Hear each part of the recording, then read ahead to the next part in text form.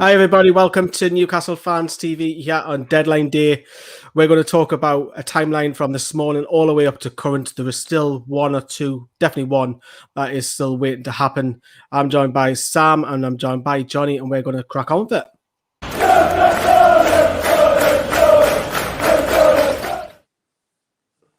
Right then, chaps. First of all, if I'm a bit laggy, I do apologise. I'm not around my house, so I will get the lads to chat.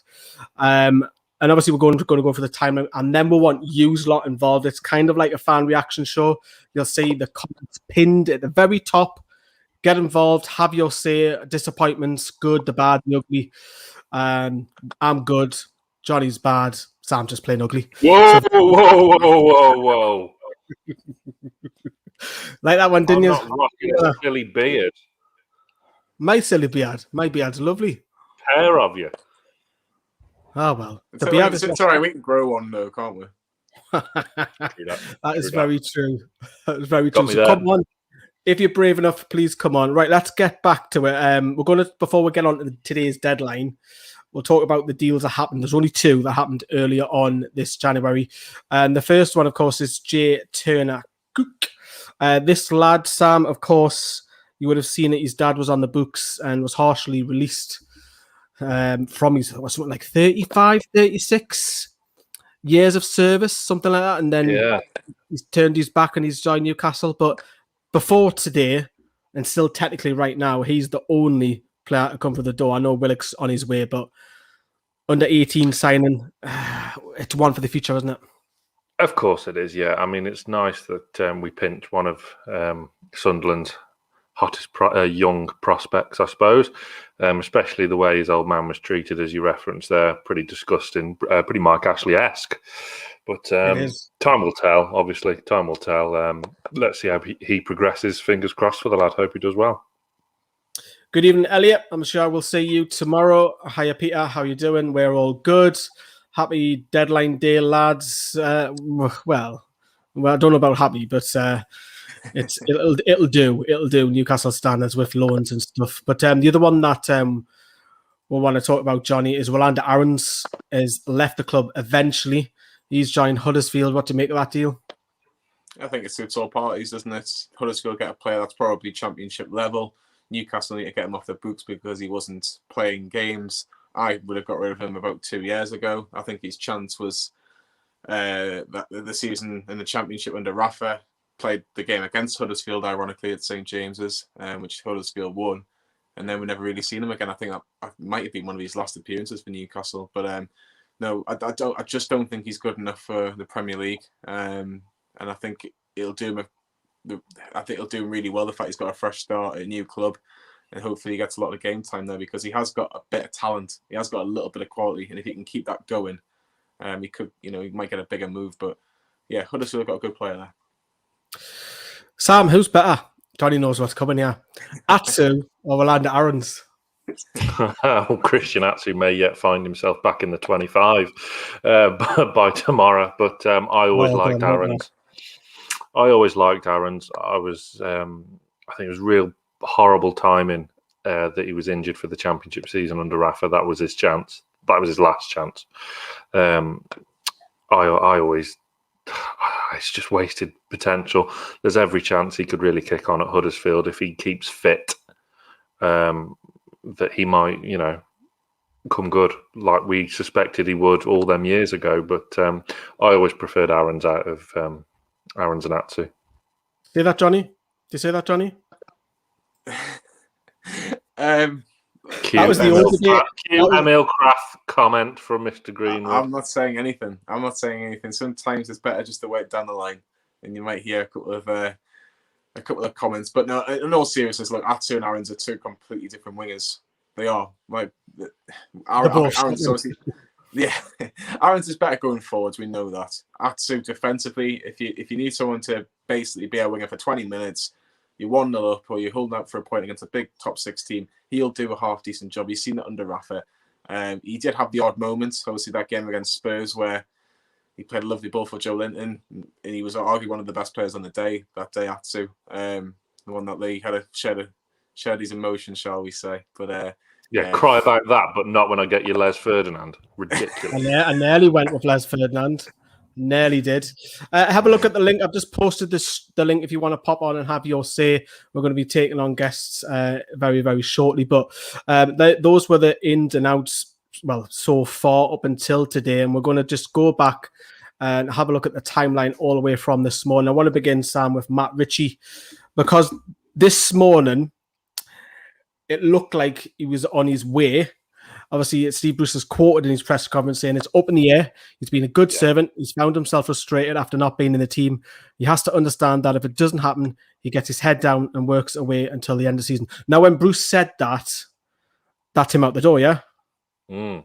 He's vastly becoming the equivalent of Bas Dost, but in going out in the exit way.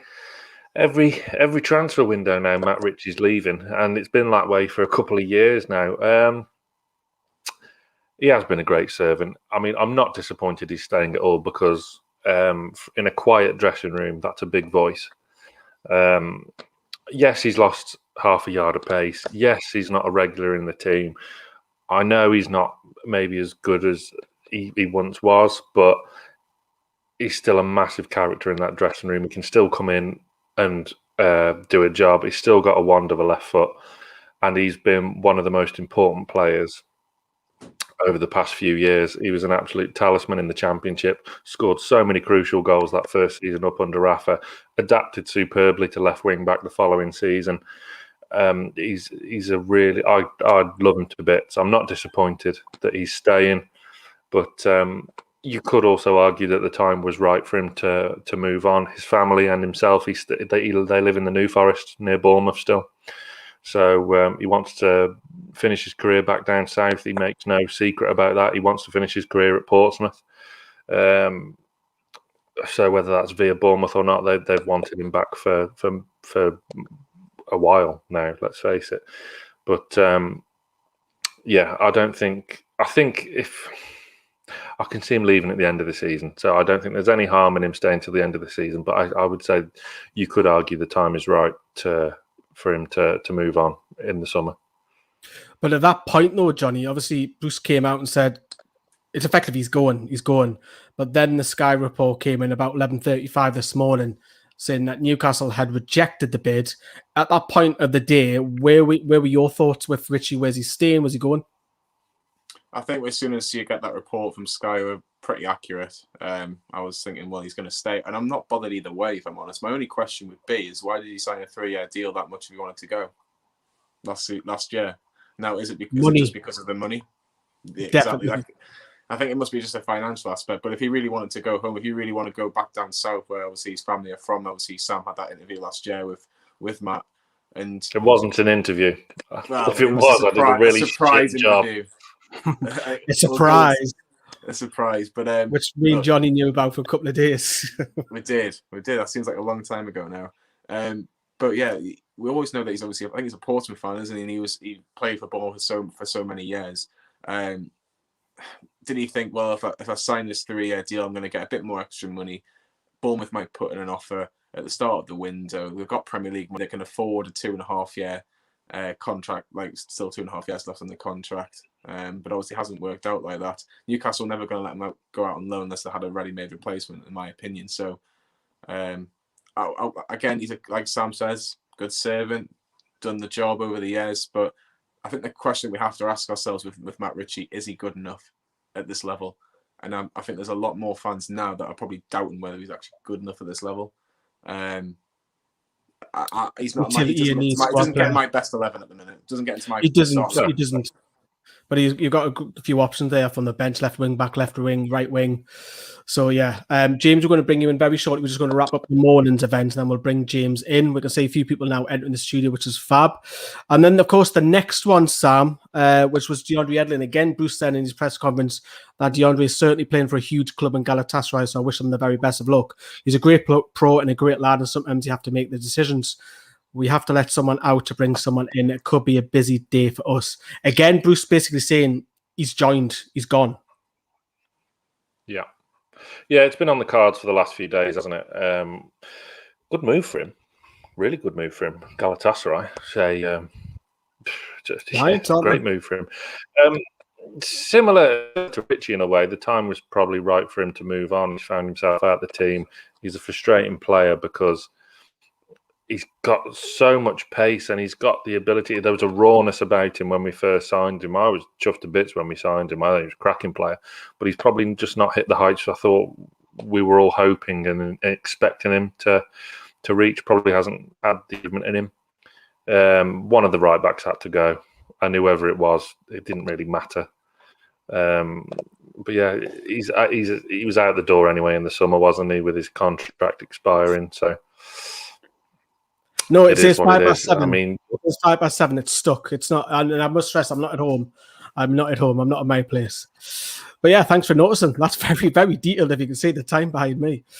What do you think of the King accepted bid? Blah blah. I think King's going to obviously go to Fulham, but we're just trying to stay on track, and obviously we will get all your questions in coming shortly. But I want to talk again the next one, which we'll come back to obviously Chowdhury a little bit later as well, Johnny. But again, Steve Bruce, it was Keith Downey who asked the question here, and it was a case of Keith Downey was saying, "Oh, what's the progress of Chowdhury?" Basically, as I've just clicked on the wrong deadline day layout, and then he's basically just said, "Well, do you know what? It isn't actually just Chowdhury that we're after."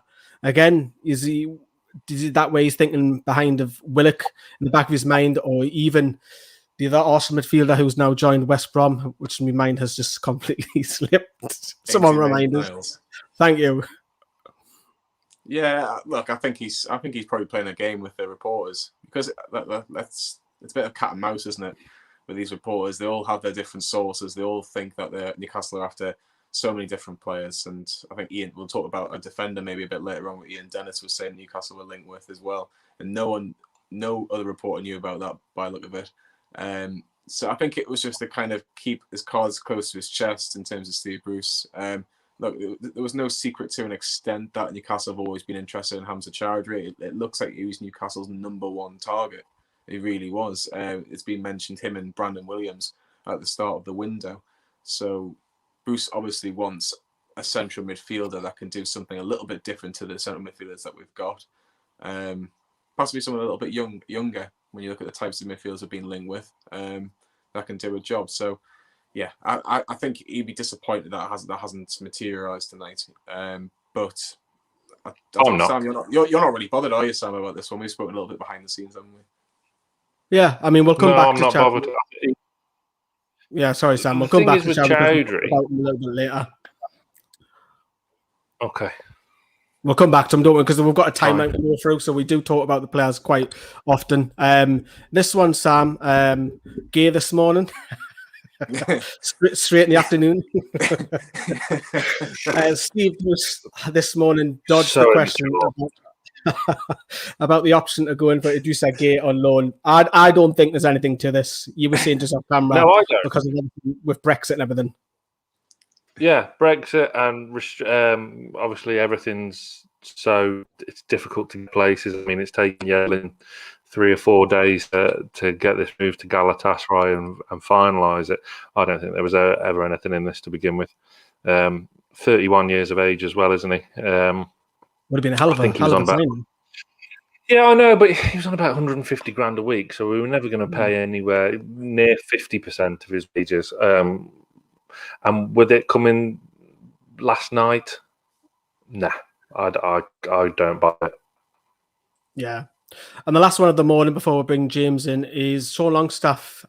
His representatives came out, Johnny. Obviously, he's a near neighbour of yours, shall we say, with NE29. Both Longstaffs, to be honest, yesterday were linked to Watford, but they both stayed. So are you happy with that? Yeah. Or maybe a loan? Because we were all saying Matty get a loan out. Yeah, I think both. You could argue both Longstaffs could do with a loan. Maybe get away from everything that's going on at Newcastle. It might have actually suited maybe Sean to go to maybe a championship club, maybe as a number 10, because I think that's his best position. For Matty, you can understand maybe from a development point of view, he was probably in a better position to go out on loan. But Sean's playing so many different positions. I think there was a lack of confidence There's always discussions that him and the manager have fallen out when whoever you hear on when you see on social media. So obviously we don't know if that's true or not. But maybe he's just thought, you know what, I'm going to stick it out at the end of the season. He's only got a year left. I think they've both got a year left in their contract. So it's going to be a big summer for both the Longstaffs, because if Steve Bruce is still the manager and no takeover materializes rather, then they're both probably looking at their futures and going, well, long term, do I really see myself at Newcastle? We've seen likes of Dan Barley that went to the Championship and doing pretty well in the Championship, playing regular games. We've seen Adam Armstrong, Ivan Toney. They might look at that path and go, do you know what? It might be better in the long term to leave Newcastle and maybe one day we get back into the Premier League. Now, if I was Sean Longstaff to an extent, I'd be thinking, well, there was rumours, very strong rumours, that Manchester United wanted me. And now I'm thinking about getting loaned down to Watford, no disrespect to Watford. So that's going to be a bit of a tough one for him, confidence-wise. Right, then, what I'm going to do, I'm going to drop out. Johnny, do you want to talk to James? And I'll come back in about 5 minutes. No worries. So, me, Sam, and James, welcome to the show, James. I'm all right. Are you okay? I'm very good. How's your deadline day been? Have you enjoyed it today? I wasn't expecting anything to happen today, honestly. Did you know? No. You're a bit more confident than Sam, because obviously you can tell by his voice he's not really confident when it comes to Newcastle. But James, obviously it looks like DeAndre Yedlin's gone. Are you disappointed about that, or do you think it was the right decision? Right decision, needs game time. He didn't get here. He did all right when he first came, I guess, but I think it's the right move for him. And also, it's out of the country, which is a new thing for him. It could new era for him, I would say. Because me and Sam, James, have always had conversations about right backs in particular and the scoring the players. It seems like an often debate between me and Sam. Do you think he was the best right back at the club, or do you think it was Emil Krafth? Because he was according to Sam, he's the best right back in a back four at Newcastle. Who's your favourite right back at Newcastle? Well, at the minute, Javier Manquillo. When Yedlin first came, he was probably our best right back we had. Then, obviously, Manquillo came in the following season. He didn't do very well until towards the end of Rafa's era. And then Krafth came in, did rubbish, and then started to play a little bit better. So we've got a bit of debate about that. So I don't know who's the best right back at the club, but at the minute, Javier Manquillo. Javier Manquillo, I agree with you. I just love how Johnny phrases that question every time to make me sound like the world's biggest Emil Krafth fan, which is just not the case. We haven't even talked about FA Cup finals yet, Sam. We've got a long way to go.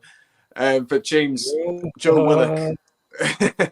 Joe Willock seems to be on the horizon for Newcastle. Obviously, it's not confirmed yet, but it looks like a loan deal is going to happen for the young Arsenal midfielder. If it does happen, which a lot of media outlets are reporting it is going to happen, who does he replace in the starting 11 from Saturday, for example? Who would you go, Joe Willock comes in for this player? Hendrick. Because more of a central position, do you? Yeah, I think he can play in two different positions, like a box-to-box or a little bit deep. Because I feel like Arsenal, maybe he's played him a bit more attacking, but maybe he's used him in a different role might help him a little bit. 100%. Do you think that he is a long-term for Newcastle? Because obviously it's only 6 months. It's only going to be to the end of the season. Would you like to say maybe Newcastle have it for a little bit longer, maybe another 12 months? Or do you think you could maybe try and get him permanently if you can ask Arsenal how much they'd want for him? First thing I want to know is how much will he be worth? Because I don't know if Ashley's gonna be a money grabbing cunt, or or is he going to language, be James? How old are you? Didn't expect that. I'll be honest with you. Go on, James. Finish what you were going to say. Sorry, but I can't see Mike Ashley going to pay amount. I don't know how much he's on a week, per week. That's the thing. So I would extend his loan deal when it comes to an end of the season, and then see what happens from there. Yeah, finally, before we get another person back on, or get Lee back on, we'll see what Sam's got up his sleeve in terms of behind the screen. But James, is there anybody else that you would like to see in Newcastle? Because obviously Josh King was obviously linked with Newcastle. He seems to be either going to Everton or Fulham at the minute. Ainsley Maitland-Niles as well. He was another one that was linked with Newcastle. Is there anybody that you were disappointed that we didn't get over the line?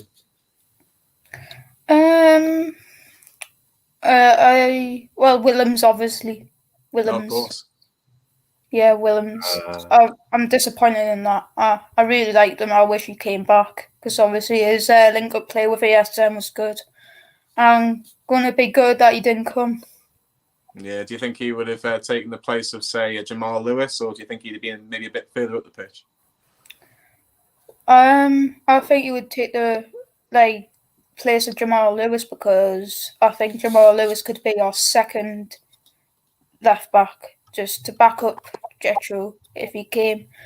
And I think Matt Ritchie, I think he also can play left wing back, as we've seen in the past. And obviously, I think he's better up more the field, I think.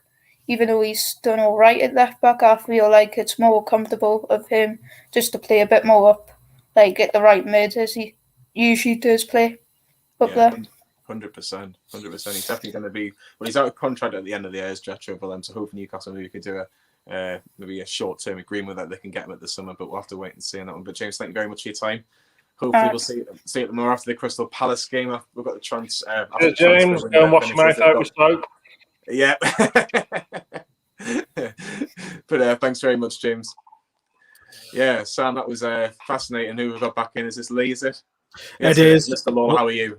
I'm all right. What we'll do is because we've got a few waiting, we'll move on to the afternoon after the next guest. So what we'll do this time is we'll kick Mr. Mulliner out this time. Goodbye, Mr. Mulliner. See you in 5 minutes. And what we'll do, we'll bring in Joe. Hiya, Joe. Evening, chaps. How are you doing? I'm all right. How are you? Like the young lad. About January. It's one of those windows, obviously, with COVID and everything. You never expected many clubs to do anything. Like the likes of Manchester United, Aston Villa, spending a bit of money.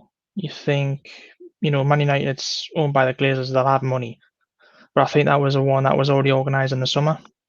So that was just the one waiting to happen. But with regards to Newcastle, again, just like the young fella prior to us, didn't expect anything to happen. But the addition with Willock, again, personally, I don't know, I haven't seen a lot of him. So it's are you worried that if Willock comes in, that pushes two of the Longstaffs further down the pecking order? With regards Matty, yes. Because as far as I'm concerned, obviously all the persuasion Bruce did in the summer to make him stay and sign that contract extension for them to not play, Matty would be looking and thinking, well, you told me this, this, and this, and I'm not getting game time. So I personally think a potential loan for one of the brothers would have been good to get some persistent football, plenty of minutes, and then obviously we have a look in the summer. Just staying on that as well, because both of them were linked to a loan move to Watford. Would you prefer, are you hitting on that you prefer Sean to go out on loan? Because his form's been very disappointing the last 12 months. Yeah, especially with Sean, I feel like his confidence will be a bit low, considering I would say the main example will be that Leeds game where we got beat 5-2. I think his confidence from that would have been very low. So I feel like getting him out on a loan spell, getting his confidence back up, for them potentially come back in the summer, start from scratch, and then Bruce could look at him and think, oh, hang on, you've done all right away in the Championship or anything like that. And then obviously... Where would you like to see us strengthen this window? If you had a magic wand, where would you go? Right potentially either fullback. Obviously touch on what the young fellow and you guys were asking about right back. As much as Mr. Mulner's not going to like this, I am going with Manquillo. Because I will as well.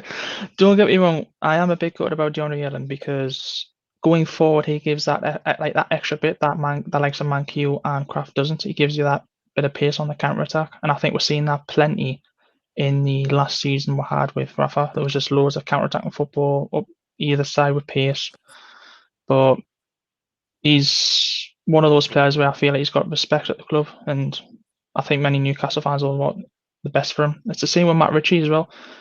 Like, I think he's the most hard-working player in that squad, and I feel like every Newcastle fan will probably... Are you happy he stayed? Yes and no. The reason I say no is because I feel like he's got the respect of the fans to potentially get him move away to get game time. Because, yeah, I don't know if he still plays international football or anything like that, but I feel like game time for Matt Ritchie is quite key.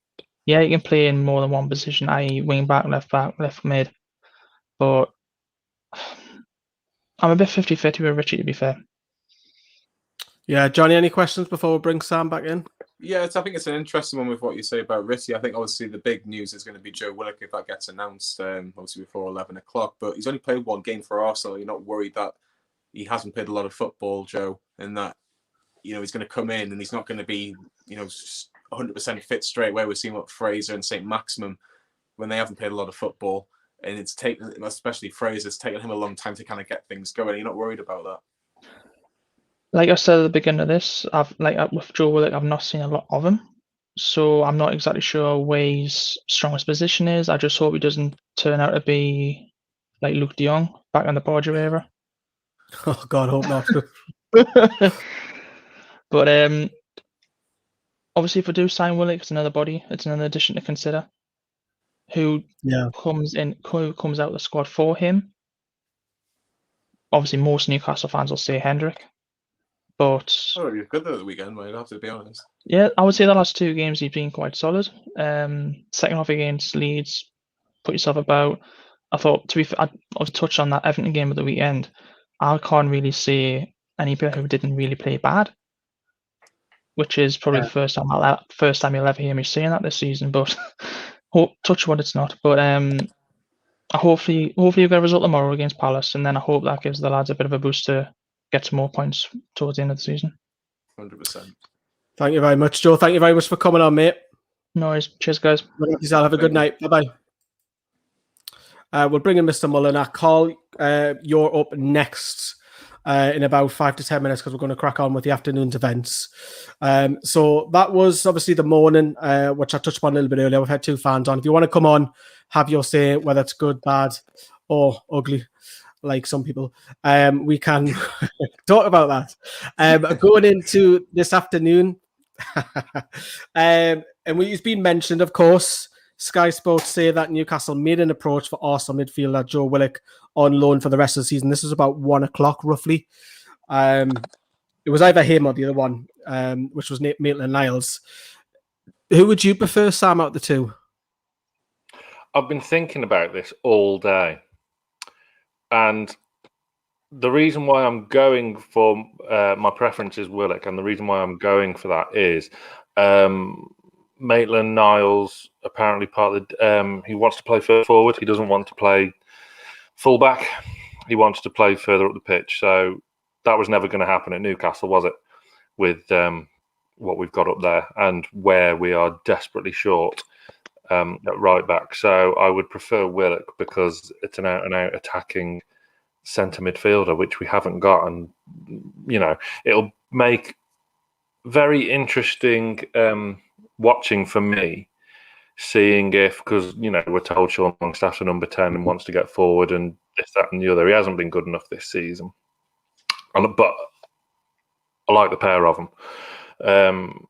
So it'll be interesting to see now whether Longstaff was stifled by Bruce's tactics or whether Longstaff has just been ridiculously below par this season as to how Willock gets on. Because if Willock, you know, catches fire, then all of a sudden Sean Longstaff's value decreases rapidly. A few questions coming about Joe Willock. No, it's not announced yet. It's not yet. What we're doing at the moment is going through the timeline as well. Well, it was allegedly a report that Maitland-Niles didn't want to go to Southampton because he was going to go and play right wing back again. So he's went to West Brom because he'll know he'll play midfield and obviously he'll want to try and get in that England squad. So that was about 1 o'clock in the afternoon. We were linked to Willock. And then, of course, an update about DeAndre Yedlin. Johnny, this was the latest in the afternoon that DeAndre Yedlin has passed his medical, but he's moved to Galatasaray, was being held up. Some sort of tax issues. I believe it was net pay after tax. which we all hate the tax man, let's be honest, and some sort of the wording in the contract, say the Chronicle. Were you worried that this was a halt? No, you're still confident that this was actually going to go through? No, I was still very confident. I think when you had the medical, you've travelled to obviously a different country, especially in the times that we all face. I think it was just a case of how can we fix it quickly. And obviously it's been done for a couple of hours now. So, yeah, I wasn't worried in the slightest. Were you, Sam? Nope. For the same reasons Johnny's highlighted, it was always going to happen, wasn't it? It was just these things always need ironing out before a deal gets put through. But no, I was never in any doubt, to be honest. Yeah, so that was the update with the afternoon with DeAndre Yedlin. And the next story that we want to go on to, which carried on, which was a little bit left field, this one. Elliot Anderson, lead writer, reported this one from the Chronicle, saying that Newcastle had rejected loan bids today, not over January, today, for Anderson because he wants him to be part of the first team. Obviously, we know Willock is very shortly coming in. So if you're pushing the Longstaffs further down, surely this pushes Anderson further down, Sam. Yep. Tricky one, this, because he was on the cusp, arguably, of a starting place, and now all of a sudden he's not going to get on the bench. So it's a peculiar one. Questions again asked of Shola and what he's doing as loan coordinator. If they're rejecting bids because they want to see him as part of the first team, I mean, they see Matty Longstaff and have done for a while as part of the first team, and look how that turned out towards the end of last season. So it's an odd one. I don't really understand it. Is it too early to send him out on loan? Because he's just came part of the first team. He's broken in. He's had a few games, substitute appearances. Is it good for him? I'll switch that to Johnny. Is it good for him to get out on loan? Again, another lad who's not far from you. Would it have been good to get him out on loan, or do you think just keep him in the environment of first team for this season only is better for his development? If you send him out on loan, you're giving him mixed messages already, because he was already, like Sam says, he was on the verge of the first team, wasn't he? He played in the cup and the league against Arsenal. He was on the bench against Everton. There was a couple of Twitter reports saying he was going to start against Everton, which were untrue. Shock. But look, for me, he's a player for the future. If I was him, I would have probably pushed for a loan move. But the fact that he's got very good players, well, I say very good players on the day around him. If he's someone that's going to be right near the top in terms of like the main man up front, he can look at like a Callum Wilson saying, "What can I learn from him?" Dwight Gale as well to an extent. If he's more to the wing, you should be looking at Fraser and ASM. What are they doing that I'm not doing? But it wouldn't surprise me if he was just kind of in and around the background, just on the substitute bench from now to the end of the season, and then reevaluate in the summer. What I would probably think will happen is that he will get a full season out to a championship club. It wouldn't surprise me if it's like a middle of the table championship club. I'll say Preston or Blackburn, for example. Play a full season, basically make yourself look even better. And again, it's a win-win for Newcastle. He goes back into the Newcastle squad, but he's really pushing on the door. Or a championship club will put in a big offer. Newcastle could probably look at it, but I think his future's definitely still at Newcastle. But we have to wait and see. The thing is, though, yeah, they reject these loans thinking Matt Ritchie was out the. Sam, you still there? Sam has frozen. Oh, he's back. Yeah, the gun pointed and he froze. God, I thought mine keeps you all on tenterhooks. I think I've got the best. Yeah, no, the point was. I think Johnny's got the best broadband tonight. First time Johnny can ever say that. Yes. That shouldn't ever happen in a million years. No, my point was going to be, did they reject these loan bids for Elliot Anderson thinking Matt Ritchie was out the door? Possibly. Good shout. Yeah, it's a very good shout. Very good shout. We've got 2 more afternoon stories, and we'll bring Carl in, have a discussion. I don't believe there's anything in this one, and I totally agree with Lee right on this one. Apologies if I can't pronounce it. Johnny, you watch more SPL than what I do. Newcastle, I'll give it a go. Newcastle were offered Olivier Ntcham, if I said that right. No, it's Ntcham. Olivier Ntcham. Nah, same thing.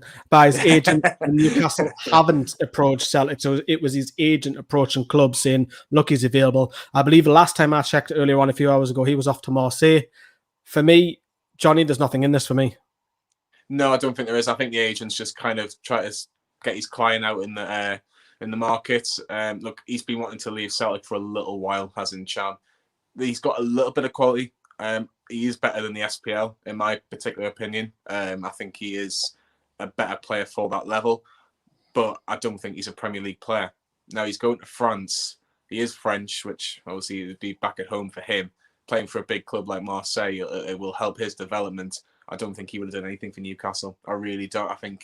If you're bringing him in, we've talked about the Longstaffs before, they'll be looking at him going, are you sure about it? Because he one of the things that Celtic fans really are frustrated about Ntcham is that he has quality, but his effort-wise, he just looks so lazy on the ball. And I don't know whether he would have given the full effort at Newcastle. I really don't. I was surprised when I heard about this one, I have to be honest. But if it was just a loan deal, I suppose you can't really lose from it. Look at Bentaleb, for example. We didn't have to buy him at the end. There was an obligation. I don't think he would have been as bad as Bentaleb because he has played football for Celtic this season. But I don't think the move was ever right for Newcastle, if I have to be honest. Yeah, I agree. I don't think there's anything in it. And then the last one, which was confirmation by the horse's mouth, Jason Tindall spoke about Matt Ritchie and being quoted saying, "We respect Newcastle wanting to keep him." Now, Sam, was this all down to Newcastle couldn't agree a fee? Possibly.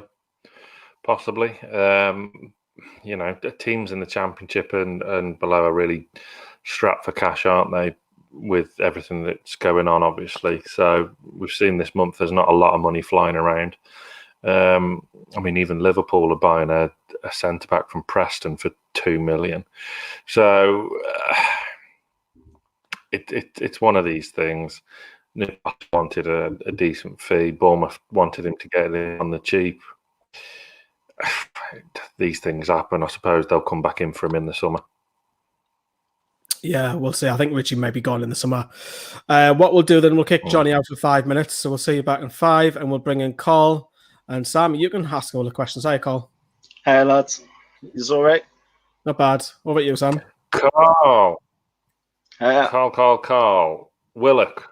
What do you think? Would you have preferred Willock or Cherry? I would take Willock. He's a really good player. Why? He's just really good. The way you've seen him at Arsenal, he's just really, really good player. He's got a hell of a future. And I think he'd be really good at us. If we could tie him down on a permanent as well, it would be better than what we've got in the likes of like Hendrick and John Shelby. I think Joe Willock could add a lot more to the team going forward. Yeah, I don't disagree with anything you've said there. The problem is permanent deals for 21-year-old English players cost money. Yeah, exactly. And that's something we don't have yet. Let's just touch on Chowdhury. Would you have been pleased to have seen him signed? Obviously, it's not happening now, but it seemed the most likely for long periods of this transfer window. Would you have welcomed him in with open arms? Is he any better than what we've already got?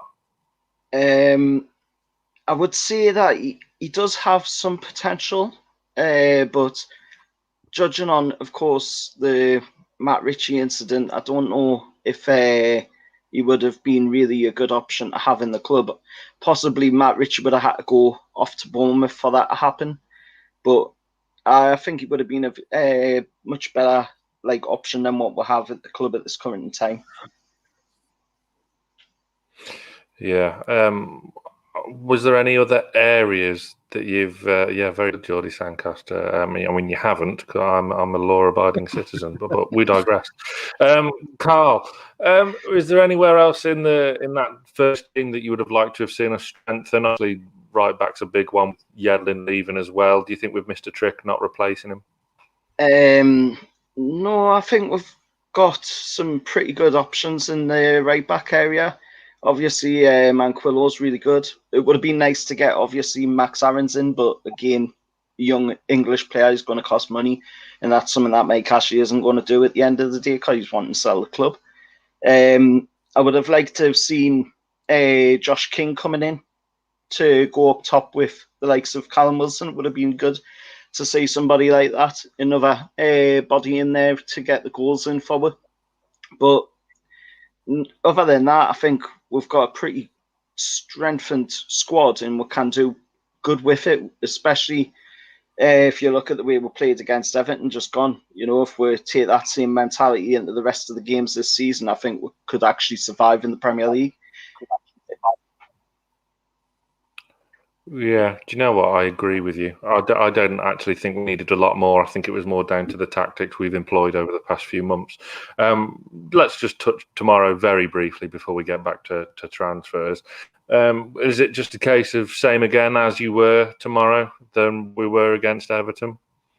I would say the same, yeah. I would say just go with the same mentality, go into the game with the same mentality, just try and get the bodies in there, get the shots off as much as we can, and try and get the win against Palace. And they're not really great on the road neither this season. They've had some trouble at the moment, so maybe that can pay off for we in that game. But I'd say do the same as what we did in the Everton game, just go for them. Yeah, for sure. I mean, Josh's comment on there is very, very, very stark. I mean, Sarah, however you pronounce it, I do apologise, but please say yes for crying out loud, otherwise we'll never hear the end of it. She did say yes. Well done. You've got to come on now, because now Ben wants to know, Sarah, are you there? And Joshua said that she said yes. So if it's true, you're now going to come on the show and show us the engagement ring. So you're going to have to now. That's a call out. Come on, if you're man enough to get down on one knee and propose, you're man enough to come and talk about football. So I'm calling you out. You've got to come on, Joshua, now. Carl, final question. How do you feel about being part of a live engagement? Not bad. Not bad at all. It's a first. Oh, top man. Carl, please do feel free to join us tomorrow night after the game on the fan reaction show. And fingers crossed for 3 points tomorrow. Cheers for coming. Thank you. Thanks for coming. Cheers, Carl, mate. What are you doing? Thanks. I love that. What, marriage proposals on deadline day? Who would have thought? Right then, what we'll do is, please, Josh, I want to know if you're coming on. What I'm going to do is my turn to drop out. We're going to bring in Holly. I think this might be our first time coming on, so it'll be great to see some females on. I will drop out and over to you, Zlatan. Hi. Hi, Holly. How are you? I'm good. Are you? I'm very good. What did you make of transfer deadline day today? Then Yedlin's gone. Willock's coming in. Has it been a good day for Newcastle? It's been rather disappointing. I'd say it's probably been one of the most disappointing ones in my time as a supporter. Although, like, most clubs seem to have had quite a quiet transfer window, so it's not that surprising. But I am interested to see, obviously, what Willock will be like. And I think it was the right time for Yedlin to leave. Do you think that Yedlin was just, I don't know, he just wasn't good enough anymore, was he? I've always been critical of his crossing, for example. Do you think that he was waiting for that move, wasn't he? He seems to have wanted to move for a good 6 months anyway, so maybe it was best for all parties, I suppose. Yeah, I think it was best for him and us, and obviously he's been a good servant at the club, so hope he does really well in Turkey. And I'm quite disappointed that we didn't bring in a replacement for him though, because I feel like the backups of obviously Kraft and Manquillo, I feel like they're just not good enough as our first choice, because if one of them get a major injury, like say if Manquillo got a major injury, then we'd be left with Kraft, and I just don't think that's good enough. It's a very good point actually, because Manquillo, if he gets injured, then we've just got Kraft, Sam. Like, I know we joke about Neil Kraft, but it's not great options, is it? Not really, no. Yes, but the thing is, though, I mean, you can kind of make do. I mean, you don't need 3 right backs in a squad, do you? Let's face it. And all right, if Manquillo gets injured, it would be a terrible shame, because you don't want Kraft playing there all season, let's face it. But I'd be far more concerned about, say, Callum Wilson getting injured for the rest of the season. Then we really are up the creek without a paddle. But again, it's just, I think it's something that will do for now and just get to the end of the season. And this has been an ongoing thing with right back, like Holly said. None of them are really that good enough. We should be looking into a proper replacement in the summer. 100%. Holly, Matt Ritchie's still at the club. Are you surprised that he's still at the club, or would you like to have seen him gone to Bournemouth? I think that he is like due to leave soon. Like, I think maybe at the end of the season would be a good time to let him go. but I did want him to stay for the rest of the season, because obviously it was great that we won our last game, but prior to that we've been going through like a very long period of like losses and not good enough form, and Matt Ritchie's probably one of the only people in our squad that has a presence and isn't afraid to like command the players and like share what he's worried about, whereas the other players seem to be more quiet. So I think it's important that we have that voice in the squad. 100%, because we don't have many leaders on the pitch, Holly, do we? And you look at Matt Ritchie, yes, maybe he's not in everybody's starting 11, but you want him in the background. You want him to be there, and just in case we do need him, he is a presence, and hopefully that he can help give the other players a bit of a boost of confidence at times. Yeah, I totally agree. In terms of, obviously, strikers, there was always a couple of links with Josh King, the Bournemouth striker. Obviously, we've got Callum Wilson, that was also from Bournemouth. Would you have liked to see him sign for Newcastle? I don't think it would have been a bad shout. Like, obviously, Callum Wilson, in my opinion, is our only real out-and-out striker. Obviously, we have Dwight Gale, but I wouldn't say he's up to scratch in the Premier League. So it would have been a really good option to have on the bench. 100%. Are you Bruce in, Bruce out? How, with everything that's been going on, do you think potentially that it's a big 6 months for Newcastle's manager at the minute? Definitely Bruce out. To be honest, I wouldn't actually mind if Graham Jones took over till the end of the season and then brought in a replacement, because I just think Bruce doesn't bring anything to the squad at all. He's just ridiculous, really. Ridiculous. Bruce out. Oof. We've heard that all the way through the year, haven't we, Sam? Yeah. I mean, what I find fascinating, though, is the attitude towards Graham Jones has completely, 180'd over the past few days since that Everton win. I mean, everyone was slating him before the guy even had a chance. I mean, let's not forget as well, Ben Dawson was with the first team squad a hell of a lot longer than Graham Jones was. He's only been there 3 days. Ben Dawson's been working with the first team now for a bit longer than that. So I think it'd be remiss of us to not completely discount Ben Dawson's influence. But yeah, Bruce out all the way. Something that we can all agree with, I suppose. But just last one, Holly, for tomorrow. It's Crystal Palace at home. What we're thinking? Do you think Newcastle can make it 2 wins out of 2? Yeah, I'm feeling quite confident, actually. Obviously, the win against Everton improved the morale a lot. And I'm hoping we can get a 1-0, probably another goal for Callum Wilson. I'll take that, 100%. Well, Holly, thank you very much for coming on. Again, the Family Action show's on tomorrow, so if you want to come on and share your thoughts about Newcastle's game against Crystal Palace, you're more than welcome to do so. Thanks for having us on. Not a problem. Cheers, Holly. See you later. Right, I think Lee's going to come back on, just like magic. Yeah, just like magic. Yes, I spoke really well. So, we didn't bite.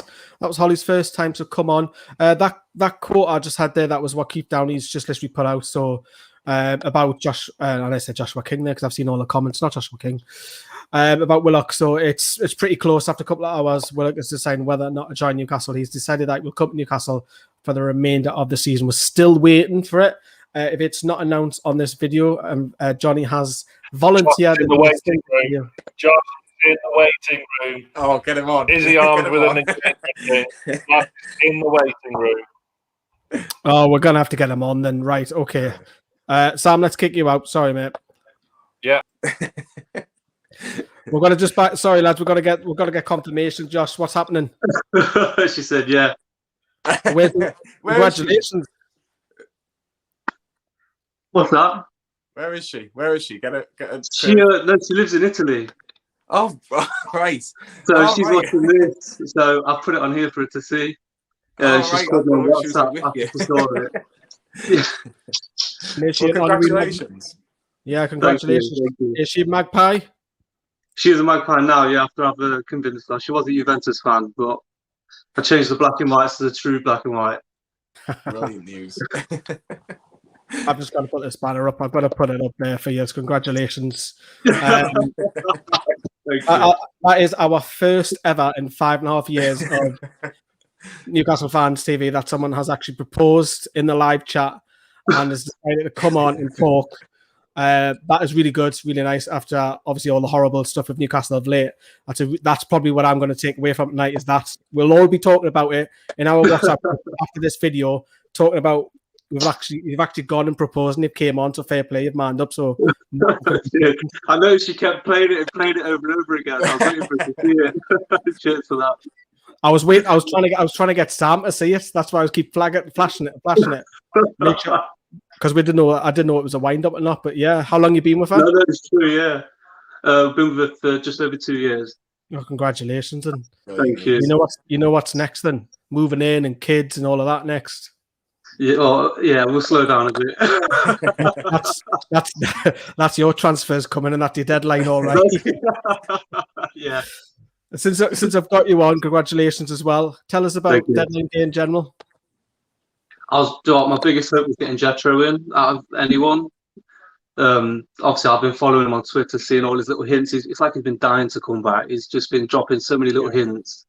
And I noticed about an hour ago somebody put, "Are you coming back?" And he's just put a strict note. I think he's actually upset we didn't come for him. I don't think he's played a single minute this season, so I just think he wants to come back. He knows the fans love him. He performs. He's going to be better than Lewis. Lewis has got a long way to go before he's up to any level in the Premier League, really. But yeah, Jetro all the way for me is all I wanted. Yeah, to see Jet hasn't come out. I'm brilliant at live streaming, Josh. So if you ever need anybody for your wedding, I could ping it to 8 places for you.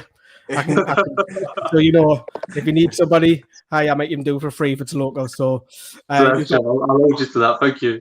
Oh, I'm good at that, so don't worry. I know my internet's not great now because I'm not actually at mine, but congratulations, says Elliot. Congrats, you're getting loads of love here. So thank you, well, thank you. Matty just said it's a trap. Oh, there's a lot of people saying you're mad, don't do it. Yeah, massive congratulations. Good effect, honestly. She's mad for going with me, if I'm honest. And what's her name? Sarah. And do you want any messages if she's watching then? He has your moment. No pressure. Well, you've just done the hard bit. Yeah. Thank you for saying yeah. I can't wait to see, obviously, when COVID's done, we'll celebrate it properly. We'll make sure I get you the biggest ring possible and we'll celebrate it properly. So I love you and I'll see you soon. Bless. Brilliant. We'll leave it as that. We'll leave that on a high note. Thank you very much, Josh. Thank you very much, Josh. Good luck with the wedding. Take care. Thank you. I've never ever experienced that with fan football. Look at he's into you. Well, that's a first. Beautiful. Beautiful. That is a first. That was beautiful. That is more beautiful than I cried at the new White Hart Lane with Johnny next to us. Yeah. That was magical. Memorable. Yeah, I didn't know where to start from there. Right, we've got. That was a wind up. That's why I didn't read it out initially. Can I just say there's been 2 bits of transfer news, right? I'm just hearing, and I just want to get your opinion on this, right? It looks like Josh King's chosen Fulham over Everton, by the way. And there's just another thing from the Athletic. I don't know if this is 100% true, but apparently Minamino might be going to Southampton. And someone's next in the comments. Southampton might obviously Newcastle on the weekend. That's a big coup. If that comes off for Southampton, I think he's a good player, mate. Yeah, it's good. It's a good film because Shaqiri's now getting a few more games for Liverpool as well. Again, someone I would love to have at Newcastle. Bit of threat on the wing. So we've got Jane Atlanta and we've got our last 2 guests. Ben, we'll come to you guys very shortly. We're just going to go back to our timeline, go into the evening. We're still waiting on the Willock signing, so Johnny is going to be coming back a little bit later.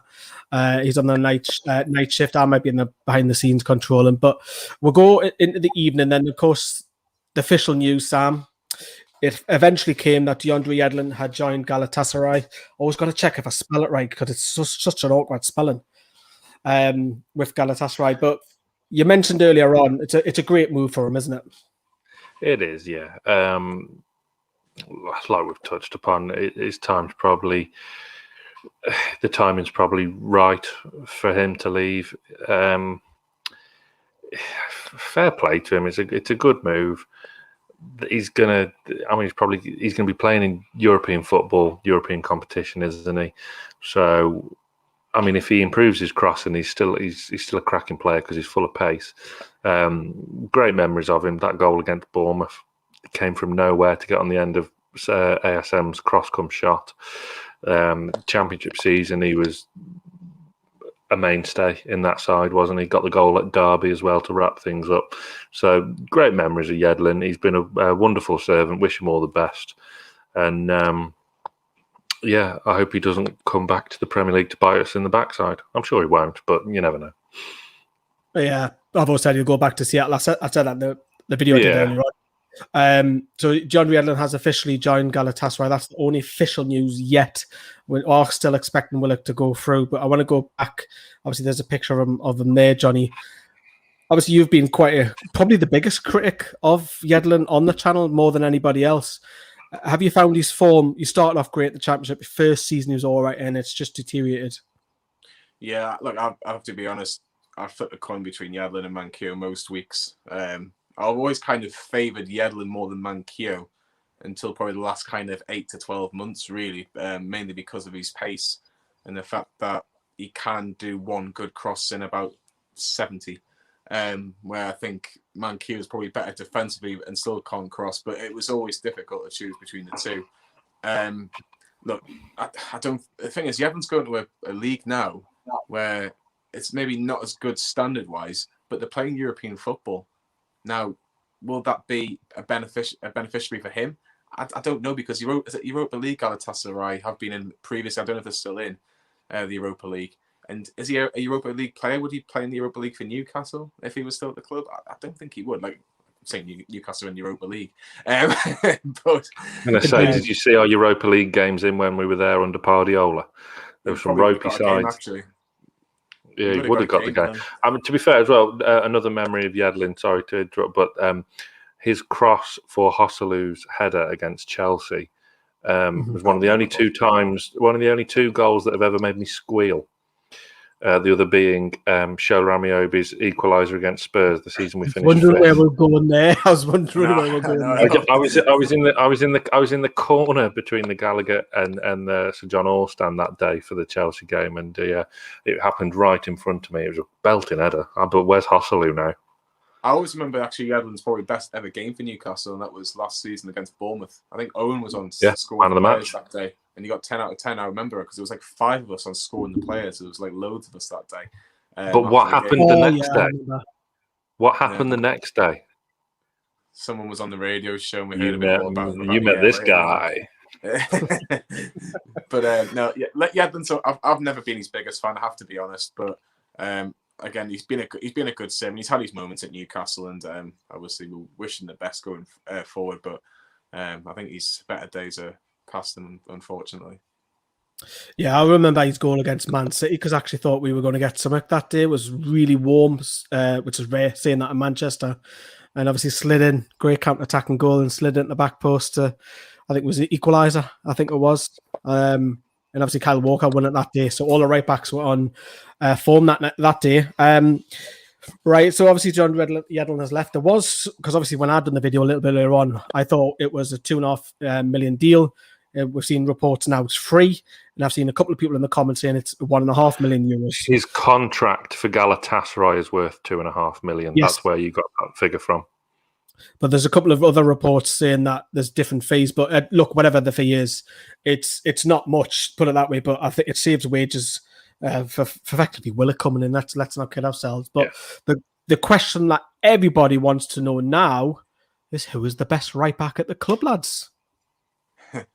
Well, Sam's already told us all. Sam is the best right back. After Saturday, if he keeps it up, Manquillo, it's his shirt to lose. I think it's been always his shirt for a little while, hasn't it? It's always been no, because he's been nowhere to be seen, and it's still a bad bunch, and we still need a new one in the summer. Manquillo's fine as a backup, but he's going to get found out every now and again because that's his side of the game. But he's improved vastly since he was a laughing stock at Liverpool and Sunderland, wasn't he? So, but he had an absolutely barnstorming game at Everton. So fair play to him. I love being proved wrong because that often means Newcastle have done well. So yeah, fair play to him. But it's an area of the squad we desperately need to address in the summer.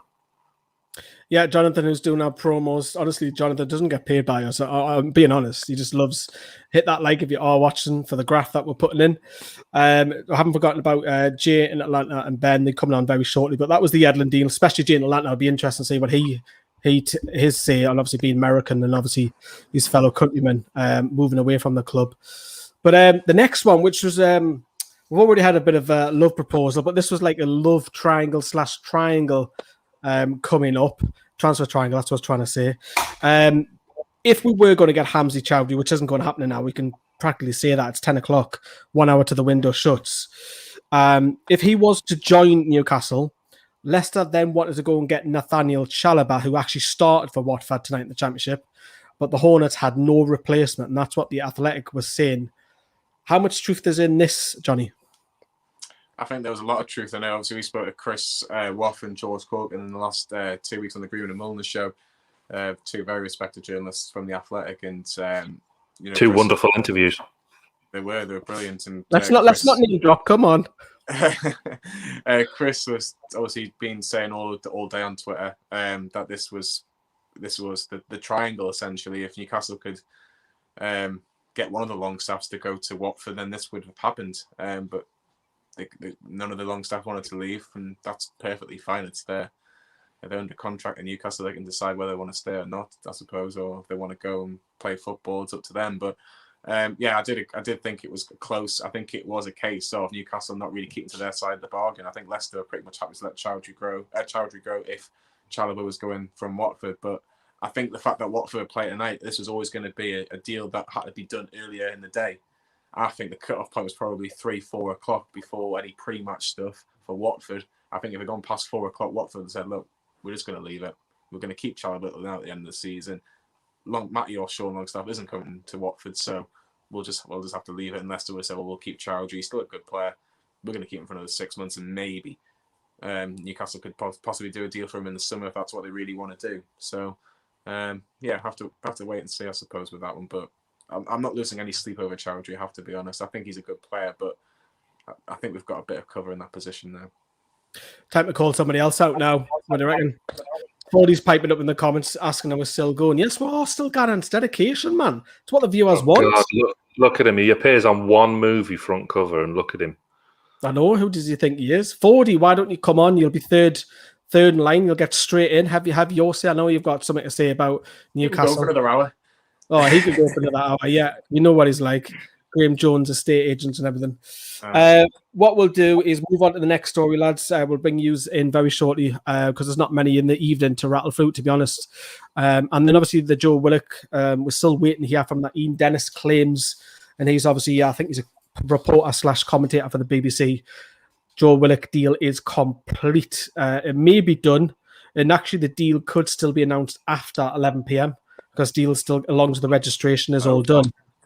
Well, if it's late, Johnny, I'll do it if it's proper late. But what I'm trying to say is that if people think when it hits 11 o'clock because we're only an hour away, that this hasn't been done, it might actually still get done because it just needs the registration to go through. So at the moment with Joe Willock, we won't talk too much about it because we've briefed on it already. It's as you were at the moment. We're still waiting for official confirmation. We've touched upon it a little bit earlier on in the show. Go on, Sam.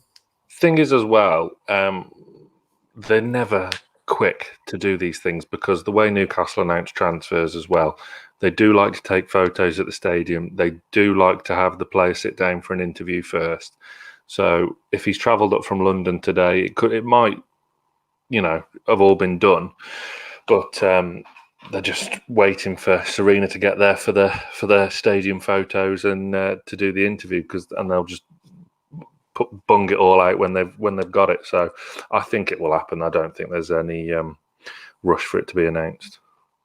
I know. So this is just my rest. I've got a brilliant resting bitch face. So it is what it is. He's bottling it. 40's bottling coming on. What is a shock. Disappoint me, lad. You disappoint me. You come on the last word and think you can give it the big bollocks and you didn't want to come on and talk about transfers. I thought this will be your cup of tea. I really did. Moving on to the next one, Liverpool signed Ozan Kabak, which leaves me nicely onto this strange one, which came a little bit left field. This one, Sam, I'll come to you again. Ian Dennis of the BBC claims that Ozan Kabak. Look, I don't know anything about him, I'm not going to lie, but I do know Schalke have only won one game all season in the Bundesliga. They're going down. But until he was heading to Newcastle, but then all of a sudden, Liverpool have swooped in to take him away. Any truth in that? Who knows? I mean, we got stung last time we got a player from Schalke. And I think, haven't they just signed Mustafi from Arsenal as well? So their defence isn't improving anytime soon. it's if it is true, then we're always going to be susceptible of this happening when more successful, bigger teams are going to come in and nab players from us now. That's just the nature of the beast. We're always going to be susceptible. Long gone are the days of Sylvain Marvo turning Liverpool down to sign for us. So, that went well. But, no more friendship, please. Bit harsh on the... He did. He set up Kabay for that winner at home to Wigan, didn't he? Yeah, a lot of people are saying about... Yeah, a lot of people saying he was good. Kabak was good in Turkey and all that, but I think people are just trying to cover because obviously they're getting Davis. Is it Davis from Preston for $2 million? Yeah, they're just trying to fill that role because obviously both the Phillips have been playing there and they haven't been great, have they? Let's be honest with Liverpool. But the last one before we bring in Jay in Atlanta, and then we've got Ben, is Jetro was linked. I say linked. The Shields Gazette have claimed that Jetro Willems was offered in Newcastle, but the club declined to sign him. For me, I'm a bit of a mixed bag on it, to be honest with you, because Ritchie stayed, so I think we've got a little bit of cover, but he hasn't played. Well, he's played one game. He's just played one game in the last 12 months. So he wouldn't be fit to play because the only way you're going to get fit is playing games. He's not going to start straight away because he's not fit. You'll have to gradually play him in. I think for me, and I'll come to you, Johnny, on this one, the more sensible option, because I'm not against the sign. I'll take him, but you can talk to him now and get him on a free. Sign him at the end of the summer. Yeah, but like, how much would you have had to pay for him anyway? Probably a couple of million, but the thing is, if we signed him anyway, he's not going to play. No, I suppose not. But it's a fascinating one because obviously all the signs were that he wanted this move since he got injured against Chelsea. By the look of it, he's been wanting this move for a while. The problem is, you look at the options. Maybe you look at what Sam said before. If that Ritchie deal maybe did happen, maybe they would have gone and got Jetro Willems in. I get your point, like get him in on, say, a pre-contract for the summer, and you don't have to pay anything, and you don't have to pay any fee, regardless of how minimal the actual fee would have been. But I can relax. I'm relaxed over this one. I'd love to have seen him back. Don't get me wrong. I think he was brilliant for Newcastle, apart from the Arsenal game where he ultimately cost us the 3 point. Well, I say 3 points, at least a point on the first game of the season. He's been brilliant. I always remember that moment at Anfield where he gets it right in the top corner. As Lee's gone. Wow. Gone completely. I better take the reins. The transfer deadline day is about 15 minutes away. Let's bring in Jay. Let's bring in Jay. How you doing, Jay? How are you? Hey, I'm doing all right, guys. You're a good replacement for Lee. I think this is probably new NFTV's transfer deadline day movement today. So we'll bring. Who'd have thought it? Lawler's gone. Released on a free. I feel rushed, but I'll be happy to go down to St. James to take pictures tomorrow. If that yeah. Brilliant. Jay, we'll start with DeAndre Yedlin. Obviously left Newcastle today. He's always kind of been at least second choice right back for the last 12 months. Obviously, Manquillo and Kraft have had, Kraft had his moments. Manquillo's predominantly played at right back for Newcastle. Are you sad to see him go, or do you think the time was right for him? Both, actually. We don't have a lot of Americans playing abroad and not just sitting, on a bench or in the reserves, but we've got more than ever before. We're doing better. So I was proud to have an American on Newcastle, like when Onye was over here, 10 years ago, right? Like he was kind of flash in the pan and not enough quality to play. Yedlin lit up the 2014 World Cup for us. I mean, he went at Argentina like he didn't care who they were. And so we were all very excited about that. So I was glad to have him. I thought he progressed for a while. Defensively, he was always a degree of a liability, not getting back. But I felt like Rafa was the kind of coach that could be like, hey, come here. You need to stop doing that. And that went away and he regressed. It is time for him to go. I remember talking before, I actually thought without the COVID stuff, I think we would have gotten rid of him over the last summer, actually. I think he had lost his place by that time. So I'm sad, but it's time. And we need more and better defenders. That's what I really wanted the deal here for. I wanted a better defender. I don't care where. I don't care if they're a left back or right back or a center back. I wanted a defender, and it never looked like we were going to get a defender. So I'm a little sad about that. What do you guys think? No, I was just going to say, because Ian Dennis, who we've just spoken about before, who works for the BBC, Jay, he was saying that the player that Liverpool just signed, Ozan Kabak, from Schalke. Newcastle actually agreed a deal for him to join Newcastle, but Liverpool came in at the last minute. Now, obviously, I'm obviously a massive Newcastle fan, but if you've got the chance to join Liverpool, you're going to join Liverpool. It's as simple as that, unfortunately. Especially where we are right now. 100%. So, obviously, Chris Waugh was obviously who we mentioned before. He said that Newcastle were after a centre half as well. So it has been a position that Steve Bruce has looked at. Do you think maybe though he's kind of forgotten that Newcastle maybe needs strengthening in other positions? Obviously, Jamal Lewis is left back. He's got Ritchie and Dummett. I don't think any of them are really putting pressure on Jamal Lewis properly at the minute. Right back, we've already mentioned. Do you think there was probably other positions that Newcastle should have looked at before? Maybe a centre mid, for example, or an attacking midfielder in Joe Willock? So I guess I'd answer that. If I put on my Bruce hat, I might answer that one way. And then when I put on my experience hat, I might answer that another way. I said this in chat earlier. I think Bruce doesn't play our players correctly anyway. Like I think they're better over the week against Everton. I'll try to sleep in the future so we can win more games if that's what it takes. I will do my part. But tell you one for the team, Jay. Go on. Exactly. But from Bruce's standpoint, here's what I think. I think Bruce worries about defense more than anything else. It's where he played. It's his structure. I think he thinks that the defense has to work first, and then everything else can happen. I don't agree with him. So should we have gone somewhere else? Well, we need cover. I mean, let's be real. Last summer's transfer window is as good as it gets for us, right? Like that's basically as good as it gets. If we were to somehow do that well again this summer, I'd be ecstatic. And we went, 50-50 on that whole deal with all four that we got. So do we need other cover? Yes. I think we're good enough to stay up if we play like Everton. That's always what I thought in December. If we play bad, poorly, or in a poor lineup, there is no amount of defenders that will save us from being relegated. But if we can carry on, the new fella, Forty called him an agent. That's funny, or a real estate agent, but we even called them. That's funny. I don't care who it is lining them up. But if we do more of Everton, I'm not too concerned.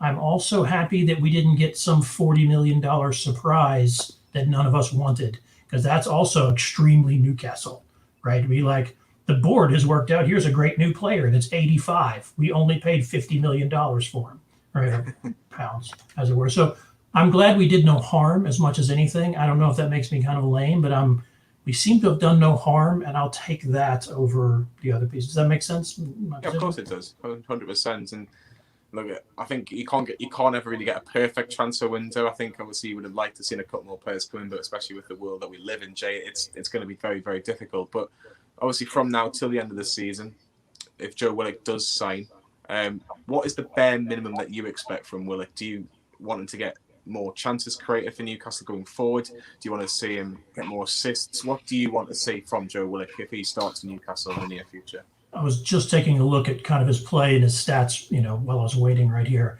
So the number one thing I'd like to see is somebody come. So he's got something to prove. He's been loaned out, right? That's never great when you're loaned out. It says you're young, you got talent or whatever. I'd like to see him come here and really try to win a spot and play and influence our other players. Allegedly, there was a senior player meeting last week where they did get their crap together on our side. So I'd like to see Willock come in, even as a young lad, and say, like, hey, I'm the kind of future of the league. I'm the kind of player that people bet on, and that infect our players. I'd like to see that. And then depending on, it seems like he can play in a few different spots. I'd like to see him play the role he gets assigned well, which is odd because who knows. If we keep this 4-3-3 thing shifted to the right, whatever, I'm fine with that. I'd just like to see him play in his spot and do that role well, and not do the Bruce thing where everybody gets a number and then a half other number to cover, right? You know what I'm saying? So that drives me just batty. I cannot stand that. So I'd like to see him do that well, and I think he can do that well. Who would he replace? I think James suggested Hendrick, and I think I agree with that. I think that's kind of a natural replacement time for playtime. That's what I would like to see out of him. Yeah, 100%. And just a quick prediction for tomorrow night against Crystal Palace. I don't know. I didn't think we were ever going to win a game ever again, and we won one. So I got bold, and I kind of went for like a 2-1 Newcastle win. I guess I was feeling happy after the Everton win, so we'll go 2-1. And the goal we give up is like really stupid.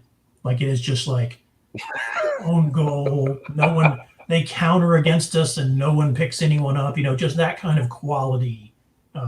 yield of a goal right there. That's our goal we give up. A great spoiler alert. Jay, thank you so much for your time. It's been brilliant to get your insight on everything on transfer deadline day, and hopefully we'll see it on the Family Action show tomorrow after the Crystal Palace. Cheers, lads. Take care. All the best. Cheers, Take Jay. Yeah, that was Jay from Atlanta. I think Lee's look who comes strolling back. No. Yeah. What was my face like when I froze? I don't know. You just went black, like literally. The screen just went black. Yeah. Well, at least I didn't have because I hate a frozen face. That's horrible on anybody. Yeah, the girlfriend's internet dropped. Lovely stuff. But if it happens again, I'll come back in.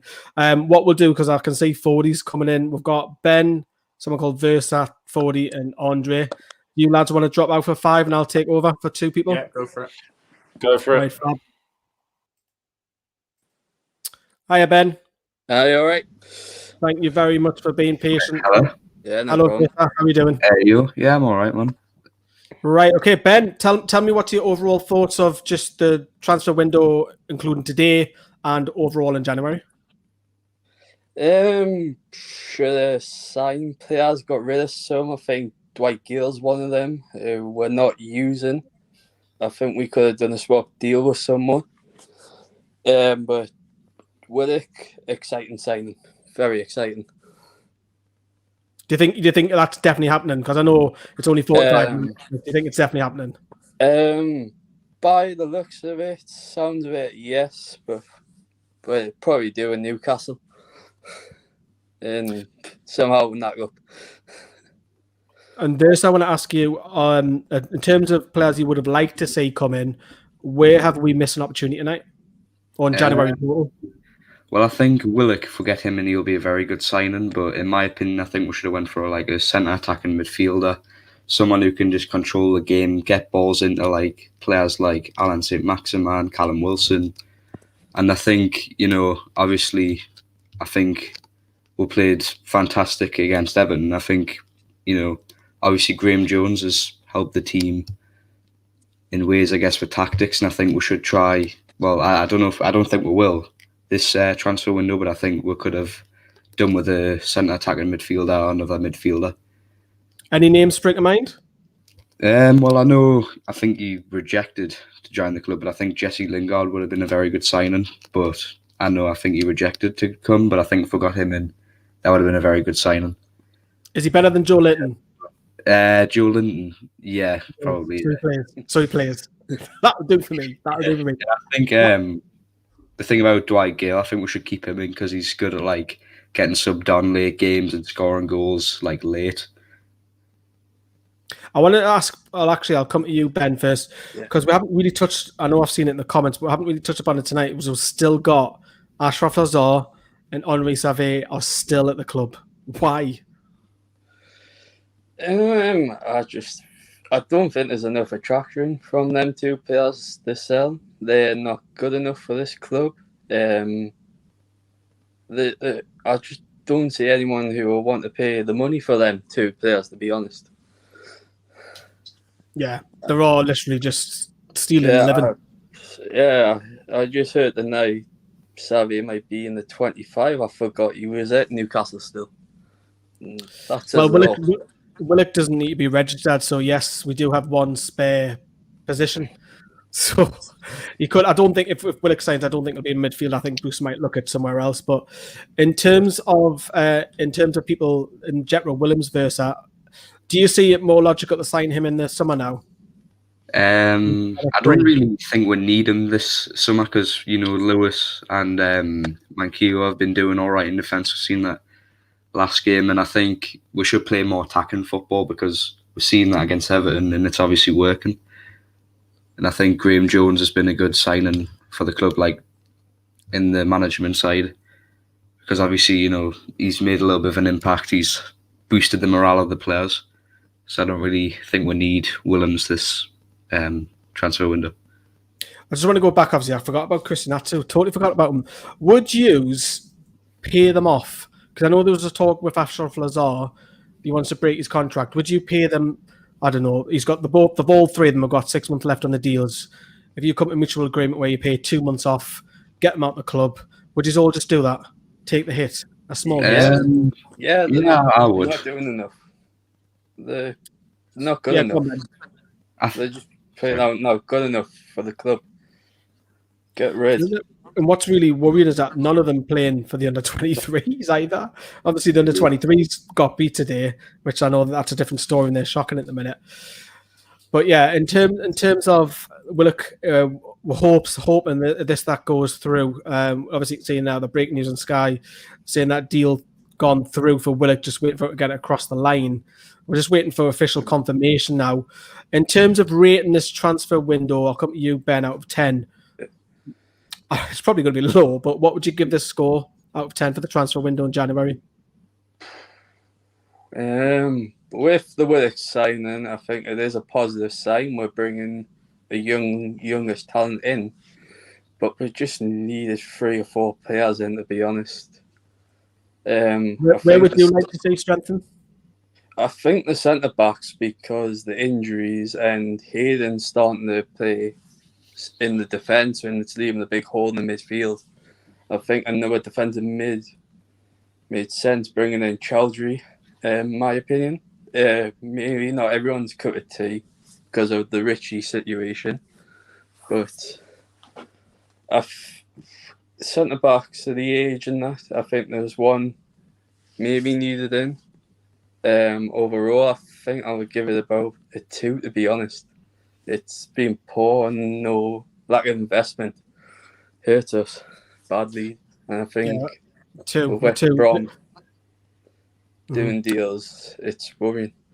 Yeah, but you normally tend to find the clubs at the bottom get the loans, don't they? But there's 2 questions for you, Versa. Chowdhury not signing, Matt Ritchie staying, and what would you give the rating out of 10? What for, like the transfer window?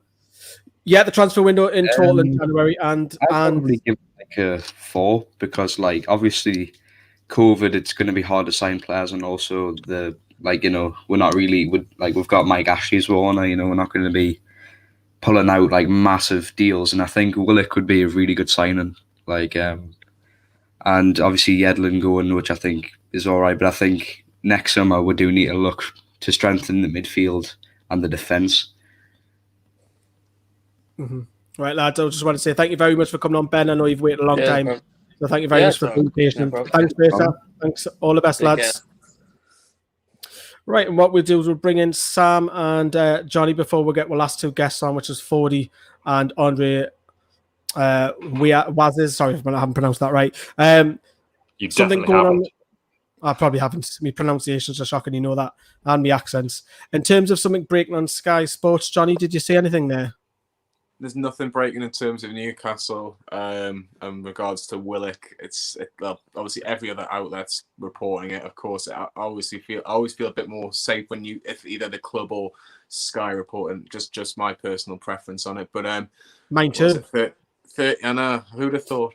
35 minutes until it's over. But nothing being said yet. There's been nothing about maybe that extra time that clubs need in terms of the Premier League papers. Nothing of that's been mentioned either. But as soon as it does get announced, we'll obviously bring it here on Newcastle Fans TV, but not yet. Not yet. We've got 35 minutes and we're waiting. Where's Brandon? I don't know. I haven't heard from Brandon for about 2 days, to be honest. I don't know where he is. Could be anywhere. Could be in any country.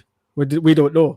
What I'll do is, if you don't mind, I'll get off because I need to charge my phone just so I can get this Willock video done for you later. That's all. Is that okay? Yeah, that's fine, mate. We'll get rid of Johnny and we'll bring in our good old Cockney mate, Clinton Ford first. Hello, mate.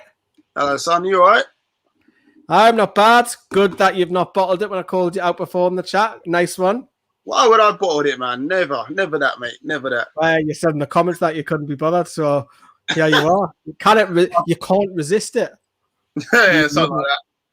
Now, right, I know we're waiting for Joe Willock to be confirmed. I've got some breaking news myself, so prepare for this, all right? So, breaking news. I'm just reading this off the Twitter now. So, Newcastle United have today confirmed that Joe Linton will be punished for his breach of COVID-19 rules. Wow. Punishment, which is deemed by many to be way over the top, will include watching videos of himself trying to play football. Breaking news.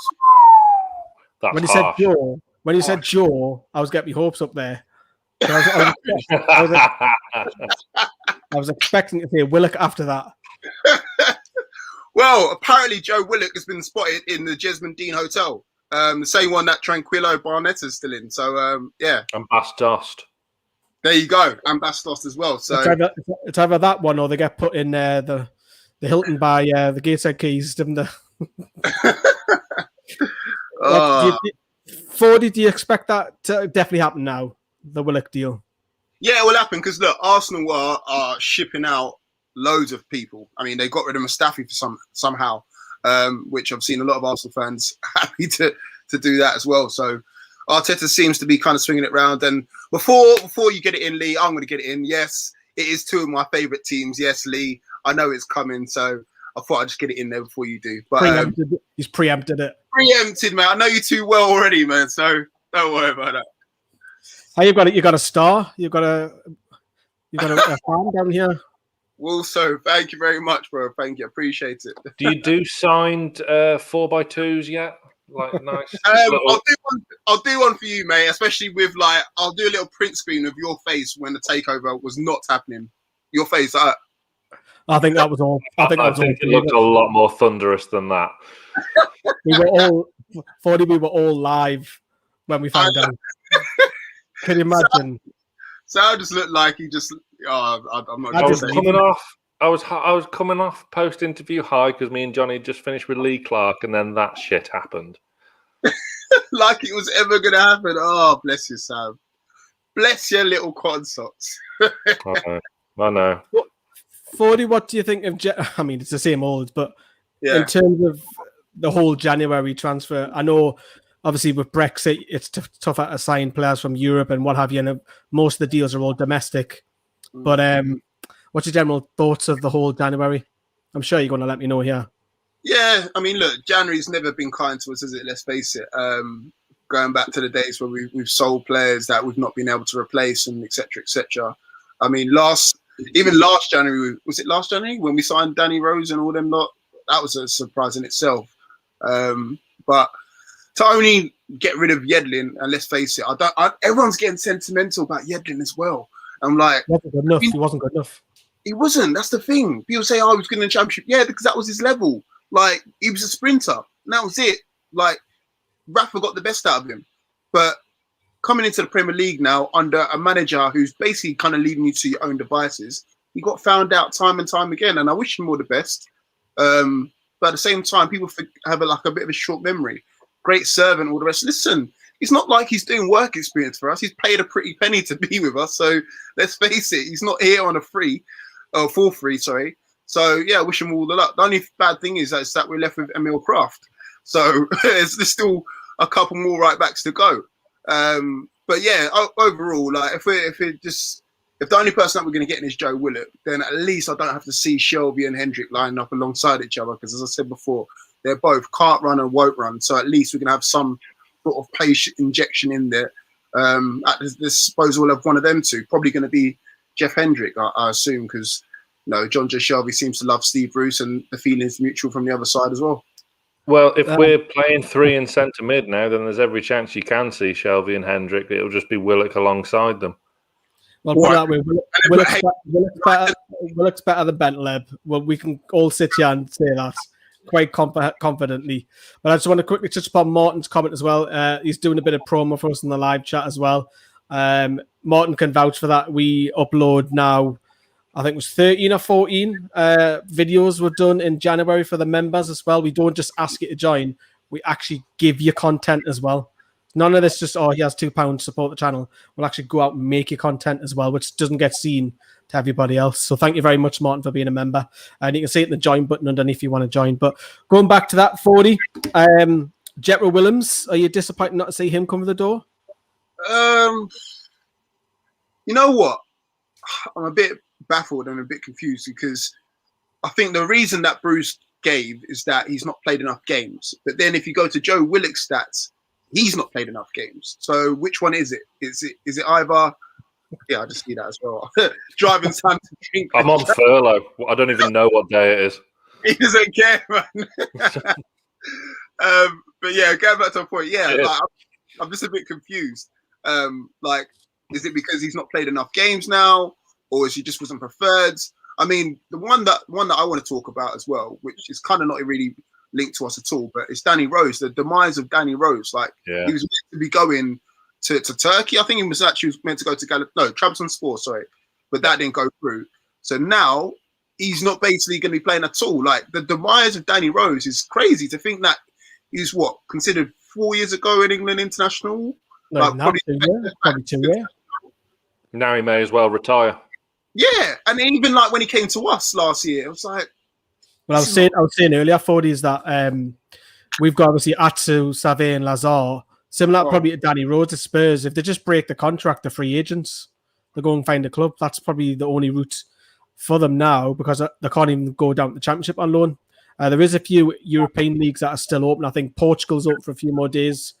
Russia's bizarrely open if you want to go to Russia. The MLS opens in a few more days. So there's a few odd places where you can go, but most of Europe is now going to be closed in half an hour. We're still waiting on Willock. Come on. I heard you talking about Atsu, and I was like, I agree. Like, just pay him off because he's just sitting there, probably on a clean 30k a week. Yeah, you've got more chance of him being in the 25-man squad tomorrow than them paying him off. Yeah, we've got a man free because Willock doesn't need to be registered. So we've actually got 24 man at the minute, so we can't actually register one more.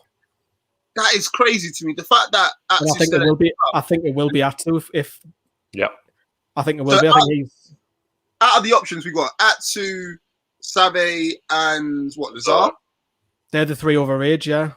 Wow. It's going to be Atsu. That's trying to pick which STR you want. Stan would know. I really wouldn't. I really wouldn't. See that, my friend.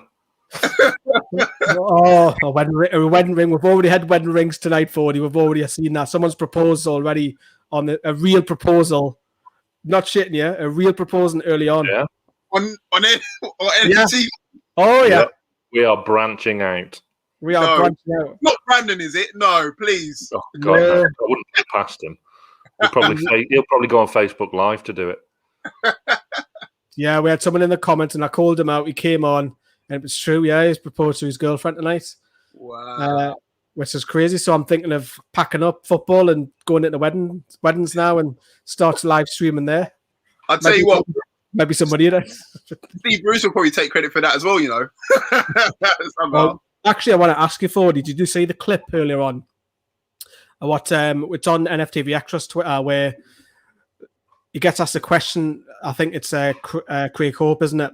His favourite person asks him that Graham Jones has received a lot of credit over the last few days, and the reaction that Steve Bruce gives tells not even thousands, millions and millions and millions painting a picture, 1,000 words.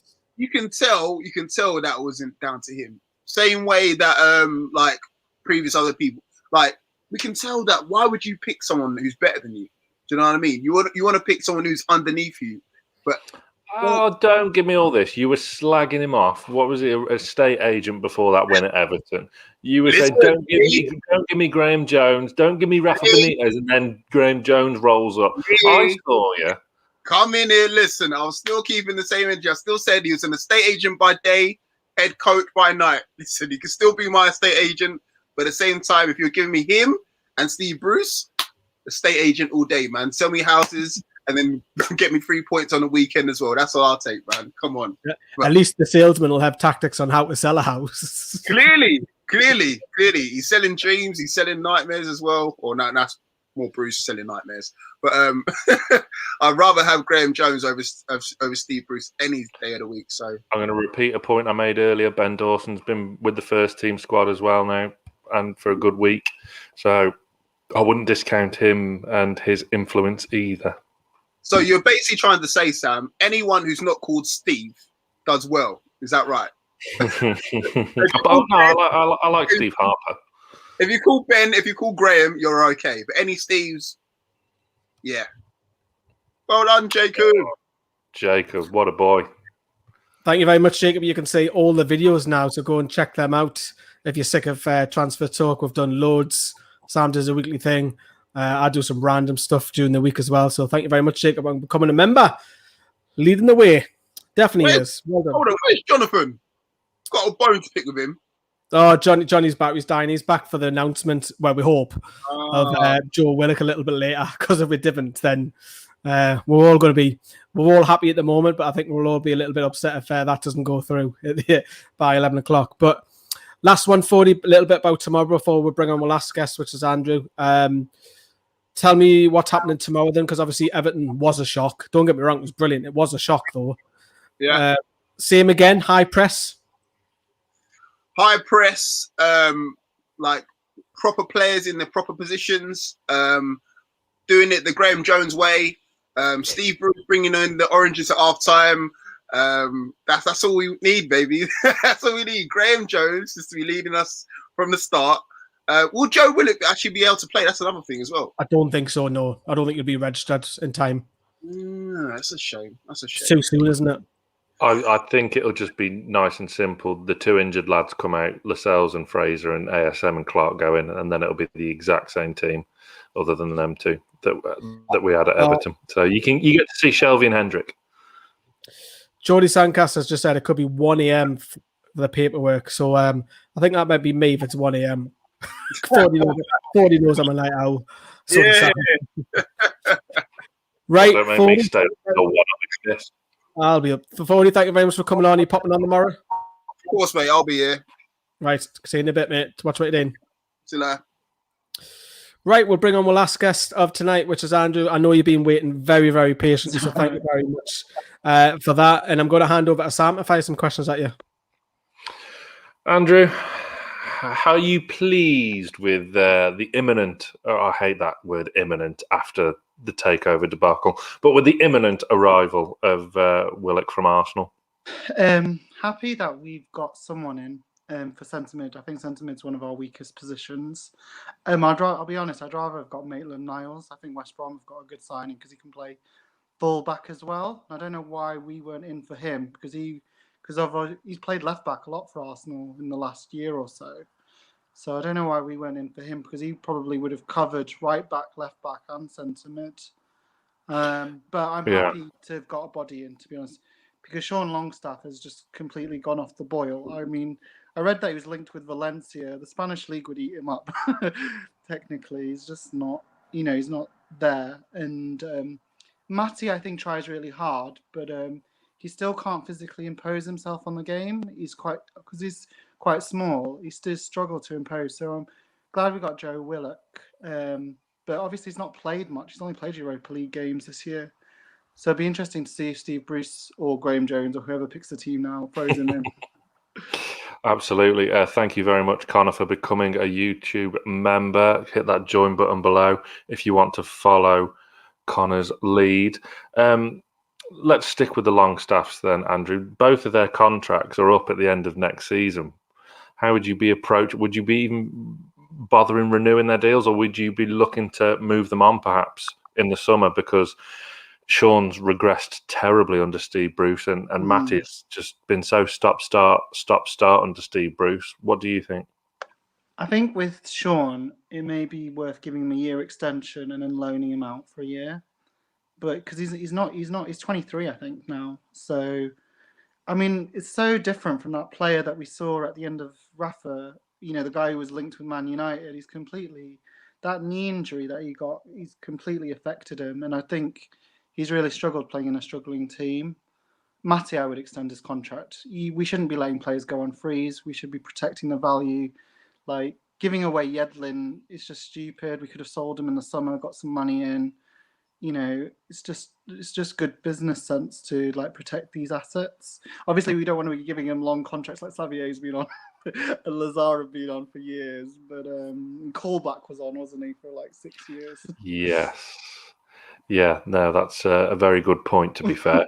Now we're playing, let's assume we're going to stick with the three in centre midfield for tomorrow at Palace. Or just in general, who would be your first three centre-backs? Who would be your first choice centre-backs, centre-mids? Who would be your first choice centre-midfield now that we're playing three in there? I think if saint-Maxim's fit, I would play Hayden, Shelvey and Almiron and then play Fraser and saint-Maxim on the wings. Crystal Palace is quite a defensive team and we're at home. We should really go for it. but that won't be chosen. It'll be Hayden, Hendrick, and Shelvey, I think. So we haven't. I don't think he will play Fraser Almiron, saint-maximin in the same team ever.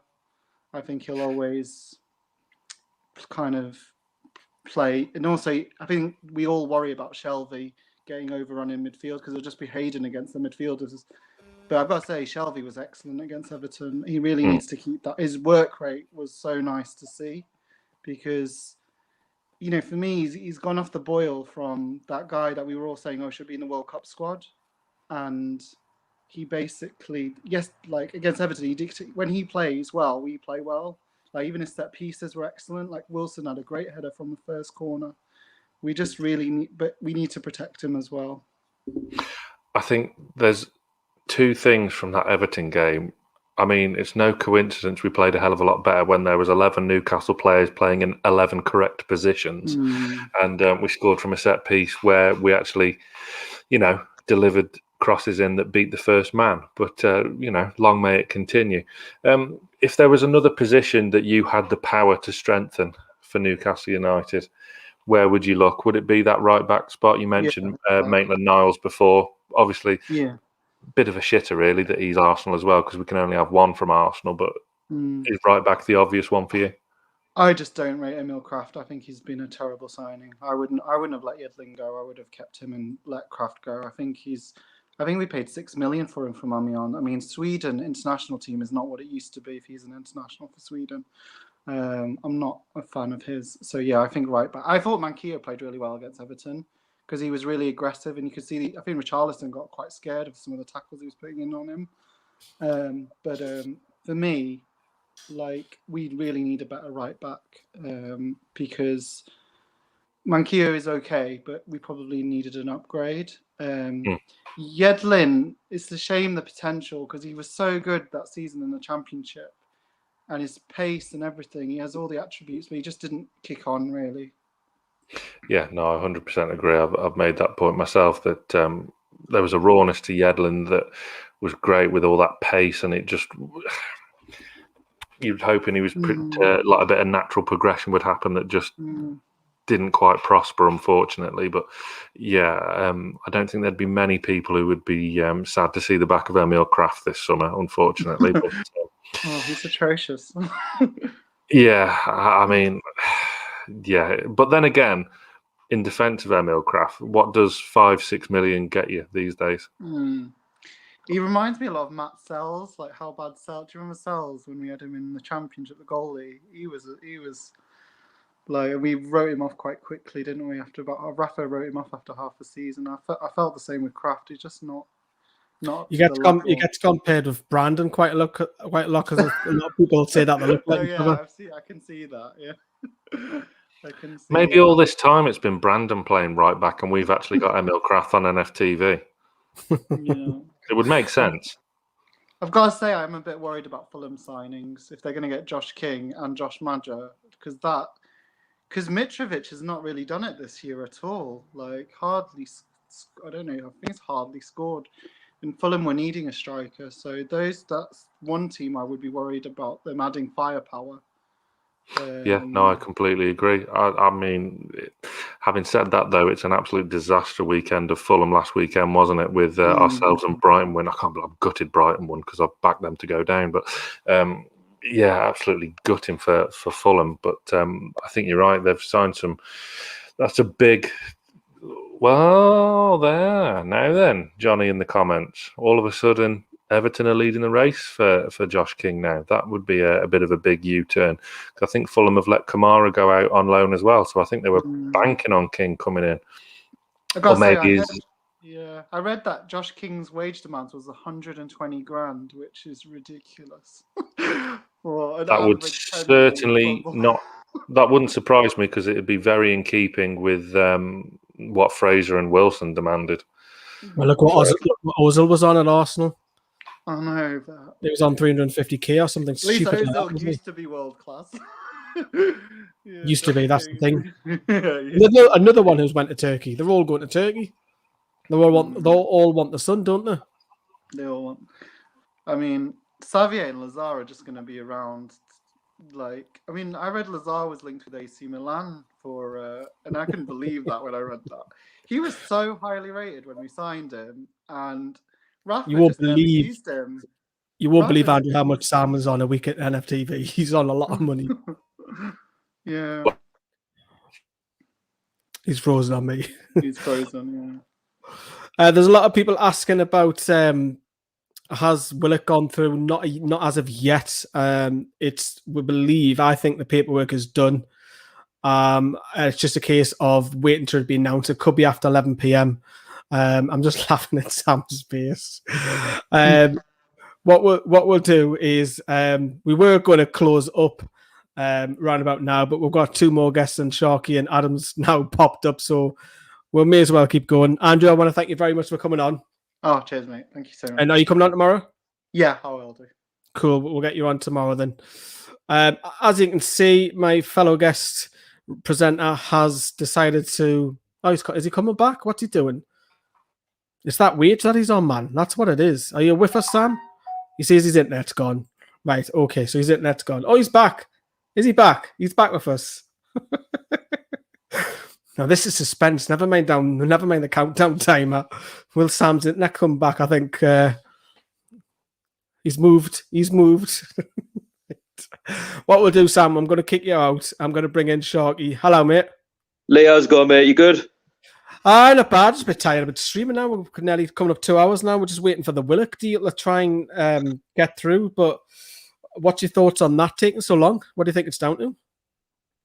Do you know what? I'm surprised we've even signed anyone today. I wasn't expecting anything. Let's be honest. I mean, it's been an awful window. Well, we haven't yet. That's what I'm saying. It's been. I'm not going to bite the bush. I think it's been a really bad window. Like, I think we're better than that. Like, we need at least a cover right back. We need another left back. We could have at least brought in another striker. We could at least try to have got rid of Saive. We could have got rid of a few other players. As Yedlin, for me, we got rid of him, but a little bit too late, in my opinion, to do much. But oh man, I don't know what your thoughts are on the window, but it's been. I think we should have done a lot better, given the situation. Breaking news: Maitland-Niles has joined West Brom. That is now a done deal. As I welcome Mr. Mulliner back. Are you with us? Yes. Back. He's with us. We're all having internet connections. I'm not at home. That's why mine's a bit laggy. I live in the countryside, so. Sharky, in terms of where you would like to see strengthened, where have we missed that opportunity? As mentioned before, I think we need another cover left back. We need another cover right back. We could have done with. I'm not saying Willock's a bad player, but we could have done with at least a more experienced centre mid in there, just a bit more cover to help out likes of Shelby and Hendrick. I mean, Sean could have done with a loan move there to Watford. I think he should have taken it, in my opinion. Matty, what's that going to do for him now when Willock's in? Fraser could do with a bit of help. Sorry, not Fraser. Callum Wilson could do with a bit of help as well. Carroll, for me, just doesn't do it. Joe Linton, for me, is not good enough. And who else we got? Dwight Gale. We should do something to try and get rid of these players. You know, they're just like bad smells, aren't they? We just kind of seem to shift them on. I know we've had a few problems with like the whole pandemic and that and restrictions, but I feel like we've missed a big opportunity this window to have brought in some players, and we've left it far too late. And do you really think that Willock was Steve Bruce's main choice? No, he's probably had a few. Sam, are you still with us? Said it to freeze. Apparently that something's happened on his Instagram, Willock's Instagram, that he's announced something. I haven't got the access to look at that just currently at the minute, but Toonami TV, Alan's getting a bit of love in there as well. Nice to see Shorty's. Haven't been on for a while, have you, Shorty? I just pop on every now and again because when I do my videos, I think you're pretty much all finished up, so I need to try and pop on a bit more. Just get on the fan reaction, yeah. It's probably my bad. It's probably my bad. Yeah, just get yourself on. Yeah, definitely. You mentioned obviously a few players there. What about Matt Ritchie staying with us currently at the moment and the Chowdhury deal not happening? What's your thoughts on that? So Matt Ritchie, for me, it would have been better to have let him go to Bournemouth to try and free up some wages. But then if Fraser's got that illness, we need some cover out wide against Crystal Palace if they're going with that 4-3-3. So I think it does make sense to keep him around until the end of the season. Then I think if restrictions lift and Matt Ritchie wants to go to Bournemouth, let's say Bournemouth get promoted to the Premier League, they've got a bit more wages now to get him in. But if he decides that he wants to leave, then he's got other options as well to other clubs. I just don't think he's really got a future now under Steve Bruce. He's not getting the game time. I think he's lost a yard of pace. Don't get me wrong, he's a grafter and he's my best player at the club and he gives us all. But do you not think he's not the same Matt Ritchie as what he was maybe, when we first signed him? The championship season, he was absolutely fantastic. Got 12 goals, didn't he? And then, because obviously you won the channel heavily that time, we used to always talk about Ritchie's graft. Yeah, we did. And then when we got the Premier League's first 18 months or so were great. And then he found that position of wing back, which was forced on Rafak because we had a lot of injuries. So that was forced on him. I think he looked fine at wing back. I didn't think we looked out of place there. But no, ever since Rafa left, and it's a case of, you could say loads of players have not progressed. They've actually gone the other way. They've regressed. There's loads of them who have struggled a little bit. So Matt Ritchie's a good squad player now, I think. If you need who was your one, Lee? Chowdhury. Oh, Chowdhury. I was actually in favour of bringing this lad in. Like, I know it was a bad tackle on Matt Ritchie, but you've got to look at what he brings to the side. Like that goal he scored at St James's Park alone, in the game last season, he just proves his quality. Like if you give him the ball, he's not afraid to hit one, is he? I think he could learn a bit from. Go on. Sorry, mate. I've just seen something. Literally, Sam. If you want to come back in. I'm going to switch this because Joe Willock has. And this is the first time I've seen this, has posted something on his Instagram. Let me just share the screen so everybody can see who was watching tonight. It'll come through. It's just a bit laggy. There we go. So Willock, drumroll. Joe Willock's Instagram post tonight has him as a black screen with a drum roll at 10:48. So that tells me it's a done deal. Yeah, it is. Thoughts on it? Happy? I suppose it's a bit of added quality in that midfield, isn't it? He's only, 21-year-old? I think he's made over 40 appearances for us, so I think he's only scored one goal. But give the lad a chance, see what he can do. I wouldn't say I'm massively excited, but listen, I think it's a body through the door, isn't it? For a bit of cover as well. But you've got to think what's that's going to do now for Matt Ritchie and Sean. That's what we were asking a few fans a little bit earlier on. Bring Adam in. Yeah, Adam, I'm going to bring in shortly. Don't worry, mate. He stuck it down, apparently. Maybe he's got a little bit of ahead of himself, Joe Willock, but that tells me it's done. If he's posting that and he deletes it, that's a done deal for Willock. Yeah, a lot of people saying that he's deleted it, but yeah, because he knows that. Yeah, I think what you'll bring, though, you're right about Sean, because Sean's been, I don't know, he's been really poor the last year. And what Willock will do, Willock will bring the ball forward, which the other two don't. He's a bit of a, he can run with the ball from centre midfield, and he has chipped in with 3 goals from 4 Europa League games this season. Only started 1 game for Arsenal in the Premier League, but you know what, Lee? He should have went to Watford, though. There was rumours going around Watford wanted him. He should have went for that, just for that experience. Yeah, you should have went for me, because if it's not Sean or Matty, one of them's going to be further down the pecking order. So I would have pushed Sean out a little bit more, because I think he needs to find a bit of form, and he's just not the same player. But I'm glad Yedlin's gone. Yeah, tell us about Yedlin then. Why are you happy? Do you know what it is? Like a few weeks ago, when he got back in the side and he played well against Liverpool, I'm thinking, do you know what? Maybe he actually wants to try here. Like he wants to try and put the wrongs right. But then if you got Mankier, who's our main right back, and if Kraft's getting in ahead of you as well, you know your time's up. I mean, personally, I think he should have left a couple of seasons ago. He's been getting a lot of flack, and rightly so. But I'm not to say he hasn't gave his all for the club, because he has. But as Bruce said, was it this morning in his press conference, he wants to revert back to a back 4 rather than a back 5. He's more of like a left wing back. Let's be honest, he could run, but he couldn't cross. But yeah, listen, I think he'll do well at Galatasaray. Big club. He's got a couple of years over there in Turkey, so I wish him all the very best. And thanks for his 4.5 years at the club. Is he the best right back at the club? Because there is a debate on this channel who's the best right back. I think it's Mankier. I'm on the same wavelength as that. Yeah, Mankier is the best we've got. And then the thing is Kraft.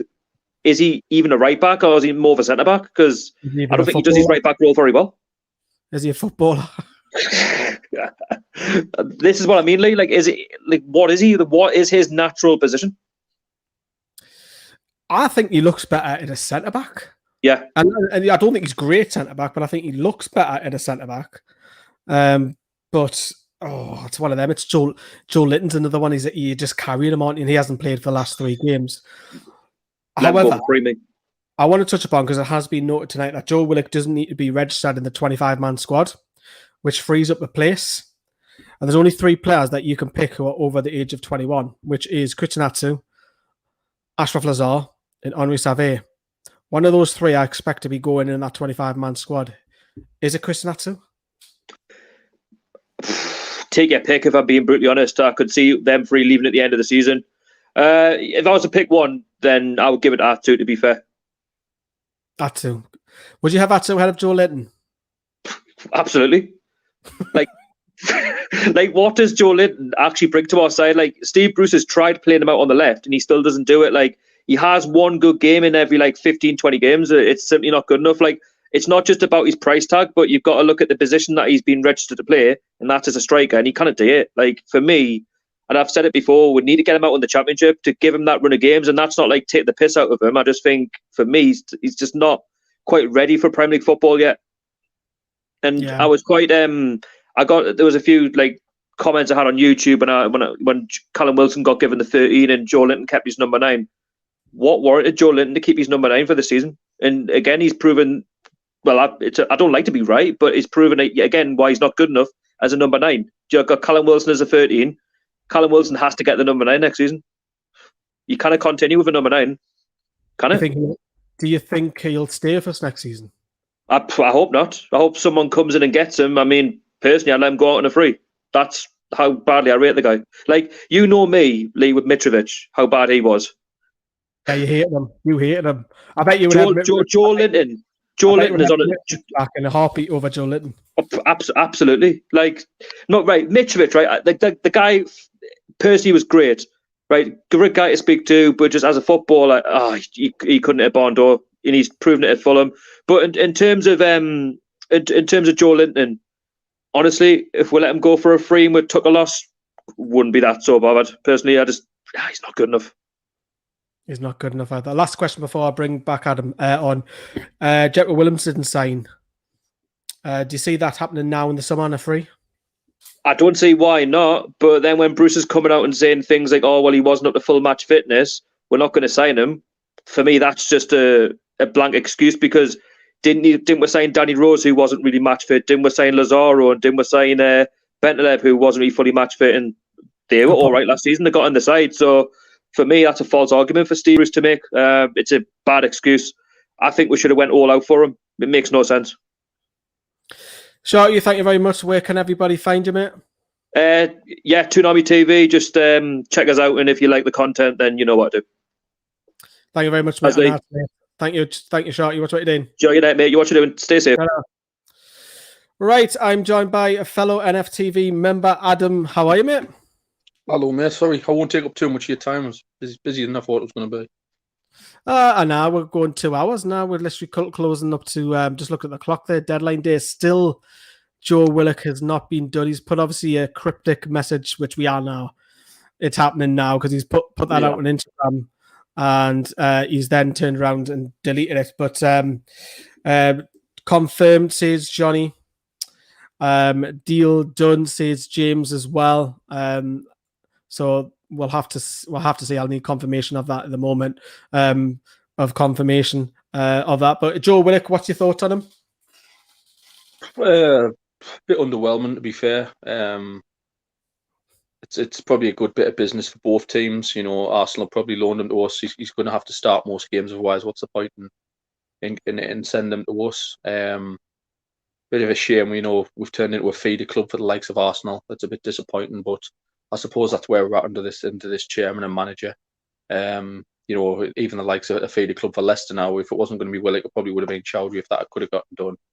So a bit underwhelming, but you know, we've had to make this deal because our own young players and Matty, Sean, Longstaff aren't stepping up to the plate. So unfortunately, we've had to go to another Premier League team for one of their youngsters to hopefully improve us, which, you know, fingers crossed he will. Yeah, transfer deadline day is now closed. Obviously, a lot of you are saying at Sky have reported that Joe Willock is done.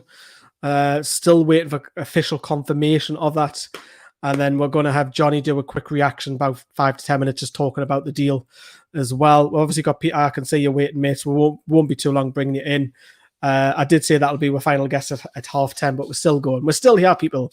Willock confirmed. And if you do like the graph that we're putting in, hit that like. Did not expect to go for an extra half an hour. We're still going. We're probably going to go for another 15 minutes. As Proudlock will want to have his say as well. A lot of you, all saying confirmed, which is fantastic. So that gives me pretty much confident to put this little banner up now. Where have I just put that? There we can. I still haven't seen it on Sky Sports, like. Official Newcastle sign Joe Willock on loan. I'm going with it. I haven't seen any official confirmation because obviously I've got a camera there. I've got my kit here, so I haven't got nothing else to look up. I'm going to trust you guys. Otherwise, this is going to be reclipped and it'll be put on social media. And I look stupid. But yeah, official Joe Willock has signed on loan, which is good news. We've got one through the door. What's your general over feeling, Adam, of the whole January transfer window? Not surprised. I wasn't expecting us to do much business. Despite the terrible run of form we've been on, I think the dressing room did need freshen up a bit. Ritchie's obviously staying, which I think is good for the dressing room, but we could have just done with a bit extra competition coming in. Yedlin going. There could have been a couple of other players, the Longstaffs we could have gotten rid of, just to get a bit fresh competition in. It's frustrating. It always comes down to this deadline day, which just seems to be like a plug for Sky Sports, stuff like that. There it's on their breaking news. Newcastle signed Joe. It's a shame we couldn't get a bit of business done earlier. I think it was the same last year, wasn't it? It was all deadline day with Danny Rose, stuff like that. But yeah, I think if we keep playing like we did the other day, not much additions needed. So I'm not too disappointed, but it'd be good to see a new young lad come in, see how he does. It's just a shame he can't play in front of a full St James's, because that's really what usually sells the club and how good we are. Yeah. See, Bruce says on Joe Willock, I'm delighted to bring Joe to Newcastle until the end of the season. He's a very exciting and talented young player who can get up and down the pitch and can score a goal from midfield. I think that's what we've been lacking. I've talked about that the last few weeks. And of course, the club have now put it out on Twitter. We're going to be doing a video in about 15, 20 minutes. We'll get it maybe 11:30. We'll say 11:30 by the time we get it all shared. And Johnny's going to be back for that. So that is a done deal. That is official. That we have signed. And what I'll do as well, I'll bring Peter in as well. Peter, are you happy? Are you happy with that? I'm looking forward to see what the lad can do. I've heard he is quite talented. Arsenal fans says the same. There is more he can do, but we all know the transfer window's just been pretty much as what it was, is always going to be. No permanent signings. It's been loan signings for the God knows past how many now. So it is what it is, but it's still one of them transfer windows. Yeah, unfortunately. Just staying on Willock as well. Obviously, I've just literally said a box-to-box midfielder. You talk about our centre midfielder. No, yes, they had a good game, the Hendrick and Shelby last time out.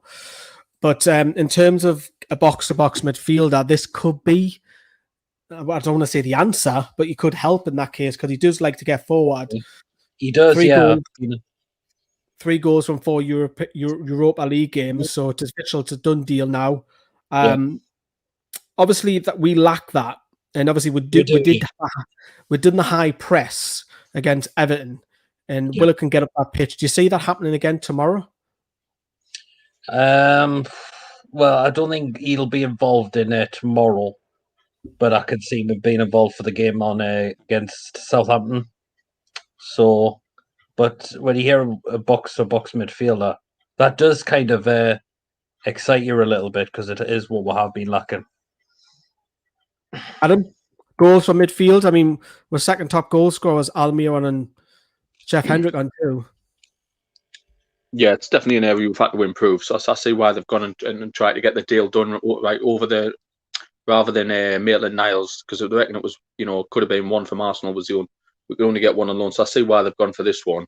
As you say, if Maximum's not on the pitch, we don't really have that kind of flair player. So hopefully he's got some a bit of that about him, a bit more of an extra threat. Second half of the season, we need more goals. We need a bit more help from Callum Wilson. And I said he's only a young lad. He's got about 70 appearances for Arsenal or something already. Well, he was a regular last season. He played a lot of games. He's got something, Arsenal are a quality team on the day. So there's someone there. There's a player there that needs unleashing. So hopefully that the manager Graham Jones can get it out of him. Yeah, Mr. Jones. Let's hope so as well.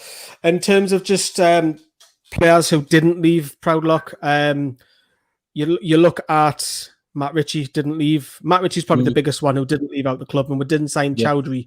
What's your two thoughts on that? Chowdhury,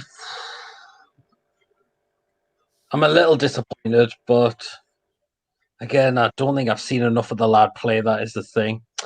Ritchie, the thing is, I do like Ritchie. I think he's a grafter. He likes to get his head down, and he likes to give 110%. That's why I'm delighted to have kept Matt Ritchie still on at the football club. Yeah. Okay. We'll just go back to Joe Willock, of course. Done deal for people who are just tuning in. We are starting to come a close over 2 hours of live streaming. My arse is absolutely stinging, so I want to get off the seat because I've been stuck on this little seat, Al, for the last 2 hours. We do have Johnny coming up at 11:30. And he'll be talking more about Joe Willock, so get your commenting. Adam, about your question about this is his stats so far this season. He hasn't played a great deal. He did last season. He played a lot more last season, but four games, 1 substitute appearance, 3 goals, 3 assists in the Europa League. Barely featured in the Premier League, 2 starts, 5 sub appearances in the Community Shield, 1 FA Cup game and 3 in the League Cup. But it'll be too soon to register him for tomorrow, so he won't play tomorrow. But just touching dead briefly, Proudlock, before I let you shoot off. Are you happy? Well, I say I'm happy. Do you want to see the same way that we played against Everton and we go it was like a 4-3-3, wasn't it? High pressing. Do you risk that with Zaha and Eze, or is that a little bit too much of a danger? Do you back up and double up on Zaha? No, I would say go for it. I mean, if it worked against Everton, you got a chance of doing it against Crystal Palace, who were probably not as good as Everton. I mean, it worked, that formation. There was a lot more attacking. We certainly pressed forward. And the more chance you do that, you've got a chance of coming away with a positive result. And that's what we did. I did say 4-2-3-1 at first, but it looks like because Fraser is now injured out, or he's been struck with an illness as well. So, but I think I would definitely give it another chance of 4-3-3. Adam? Got to stick with it, mate. It's about time we let teams worry about us rather than us worrying about teams, and we did that against Everton. I think if we go into any game now, maybe bar the Liverpools, the Cities, with that mentality and them tactics and the pressing, then we'll cause any team problems. As Proudlock says, it's really frustrating. Fraser's injured again. Really frustrating because he needs to get a run in the team, but hopefully ASM might start tomorrow night instead of him, which we've got to keep that same mentality going. Yeah, I totally agree. Adam, you're back on the watch along tomorrow, aren't you? Yes, mate. I'll be on 7:30ish, ready for you. Yeah, cool. Adam's coming on. Peter, you're coming on fan reaction. You're normally quite sharp early in. Yes, I am actually. It's a late one, mind. It's a very late one. 8:15 kickoff. Yeah. Right. Okay. Then that is the wrap up of our deadline day coverage. It's been a long one. Didn't expect to go an extra 45 minutes, but here we are. Got the news. No, I'm sure you can see them with red eyes. Look at them. Joe Willock is done. That's official. We've been waiting for that deal to come through. Johnny is coming up at 11:30, and he's going to be talking all about Joe Willock. So if you want to hang around, stay tuned, subscribe, hit the bell, and we'll see you all later. Thank you very much, everybody, for your interaction. Take care. Cheers,